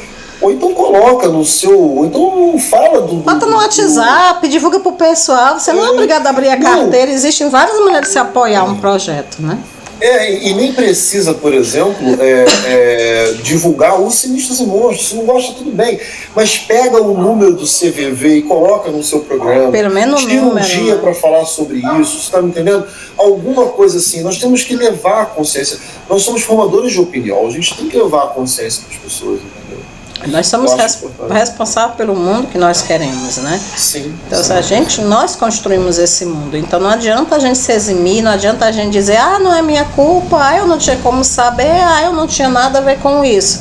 Mas também, tudo bem, não era sua culpa, você não tinha como saber se tinha nada a ver com isso. Mas e agora que aconteceu? O que é que você vem fazendo para que não se repita novamente, né? Exatamente. A primeira vez, realmente, como diz, tem um ditado até popular que diz assim: me engana uma vez, a culpa é sua. Me engana duas, a culpa é minha, né? Então eu não fiz nada para me proteger, né, de passar por uma situação igual a essa novamente, ou de impedir que outras pessoas ao meu redor passem por uma situação como essa, né? Então a culpa é minha, não é mais sua, né? Agora é minha. Exatamente. Né? E assim, eu trago muitos cenários interessantes aqui pro canal, né? O pessoal chega aqui e diz, o meu cenário é sobre futebol, eu digo, leva pro canal.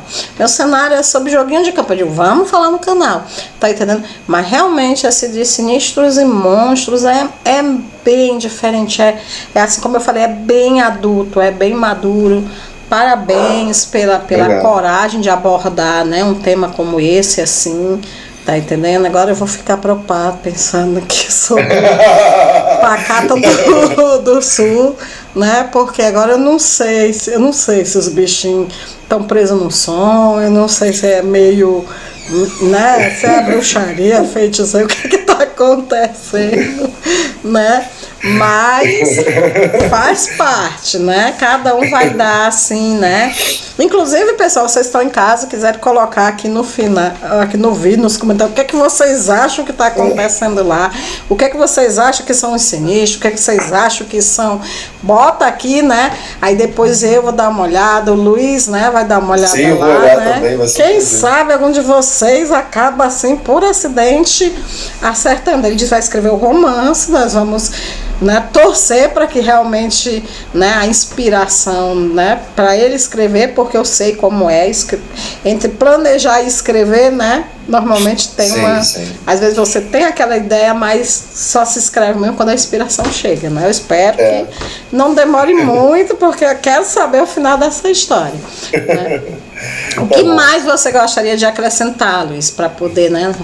Estamos chegando mais de 1h30 de vídeo. O que mais você queria, que você acha que não pode deixar de falar, né, a respeito dos Sinistros e Monstros?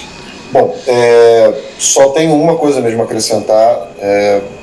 Óbvio, né? Se puderem apoiar, você que está assistindo, se puder apoiar, por favor, apoie. O livro já está pronto, tá? Eu vou fazer alguns ajustes, porque muita gente está passando muita informação, mas o livro já está diagramado. A gente tá só querendo mesmo financiar a gráfica. Mas o que eu queria dizer não tem nem a ver com o Catarse em si, até porque já está em 61%, eu acho que ele vai financiar. O link é no Catarse. Tá isso, certo. É no Catarse. Mas assim, o que eu queria dizer por favor, eu acho que toda a campanha de Sinistros e Monstros, tudo relacionado a Sinistros e Monstros é sobre você ficar atento à pessoa que está do teu lado, sabe? Se a pessoa está sofrendo, leva a sério, não acha que ele está querendo chamar atenção, sabe? Pelo menos não pensa isso sem levar essa pessoa para um profissional que possa dar uma diagnose correta para você não ficar perdido, sabe? Porque depois que a pessoa vai embora, você não tem volta. Então, assim, e outra coisa, pega o número do CVV, divulga esse número, pelo amor de Deus, divulga. As pessoas têm que conhecer. Desculpa estar falando demais, mas não só divulgar o número, entra no site deles, eles têm cursos para para você ajudar no combate ao suicídio. Seja voluntário também nesse grupo de atendimento, para que a gente possa, cara, ajudar as pessoas a não desistir. Você pode chamar essas pessoas, né, por exemplo, você trabalha numa escola ou trabalha num local assim público, levar essas pessoas, talvez elas devam dar oficinas, né, palestras, coisas que possam ajudar. Nós vamos deixar aqui na descrição desse vídeo, gente, os números, tudo bem direitinho. O Luiz, ele vai me passar os links da Catarse, tudo direitinho, para quem quiser financiar, quem quiser ajudar o projeto, quem quiser receber o livro, né, Sinistros e Monstros, para fazer parte da sua coleção. E aqueles que não quiserem, é como o Luiz disse, não quiser abraçar o livro, mas vista a camisa, né, da luta, vista a camisa, ajude, né, a combater, porque infelizmente é uma realidade da nossa atualidade. Nós estamos cada vez mais conectados e cada vez mais separados. É incrível, mas quanto mais conectados nós estamos, maior é o vazio existencial, né, dentro do ser humano. Então, infelizmente é uma realidade. Cabe a gente combater isso, né? Ninguém vai se levantar para lutar a nossa luta. Somos nós mesmos que temos que lutar, né? Então é isso, gente, tá? Coloca aí os comentários, o que vocês quiserem perguntar, né? Luiz, muito obrigado por ter vindo aqui compartilhar essas informações com a gente em primeira mão. Foi uma honra recebê-lo mais uma vez no meu canal. Espero que logo, logo você volte, né, para nos contar como foi, né, o financiamento e tudo. Mas eu acredito que vai bater a meta sem nenhum problema, vai ser tudo de bom, sucesso, né? Porque obrigado. Tem uma grande, esse livro ele tem assim uma grande possibilidade de se tornar realmente, e eu acredito que vai sair uma segunda edição, uma terceira edição, porque como ele mesmo disse, ele não sente ainda que cumpriu 100%, né, o objetivo, mas agora é a opinião de vocês que estão em casa que vai guiar ele para complementar a parte, né, que está faltando, não é mesmo? E se você quiser dizer as últimas palavras para o pessoal de casa que está nos assistindo, sinta-se à vontade. Bom, quero agradecer a todos, né, que assistiram, espero ter acrescentado alguma coisa para vocês. Quero agradecer muito ao pessoal que é fã do Tordesilhas, né, o pessoal que já apoiou Sinistros e Monstros, quem quer apoiar Sinistros e Monstros, quem gostaria de apoiar, mas não tem grana para isso, também eu quero te agradecer por querer apoiar. Pega o Fast Play, entre em contato com a gente, né, se precisar de ajuda, qualquer coisa. O Universo Simulado está sempre muito próximo, o nosso Zap está lá, né, no Catarse, você consegue falar com a gente, e é isso, e não desista. Se você tem um sonho, cara, segue, vai e cresça, você consegue, né, viver o teu sonho é a melhor forma de vida que existe. Muito obrigado. Pois é, pessoal, eu tentei assim, né, fazer o máximo de perguntas, né, tentei sanar as dúvidas de vocês em casa, mas se ficou alguma dúvida, coloca nos comentários que eu entro em contato com o Luiz e ele vai responder, se não for os grandes mistérios da trama, né, porque isso aí vocês viram, ele está irredutível. Ele não pode revelar, porque senão perde a graça. Mas enfim, é isso. Muito obrigada a vocês que ficaram conosco aqui até o final desse vídeo. Muito obrigada ao Luiz. Muito obrigado, né, a todos os meus, né, espectadores. Eu espero, né, que quem não seja inscrito e caiu aqui de paraquedas, se inscreva no canal, ativa o sininho aí para receber as próximas entrevistas, receber os próximos vídeos. E é isso, gente. Fiquem com Deus e até o nosso próximo encontro. Tenham uma boa noite. Tchau. Tchau, gente. Valeu.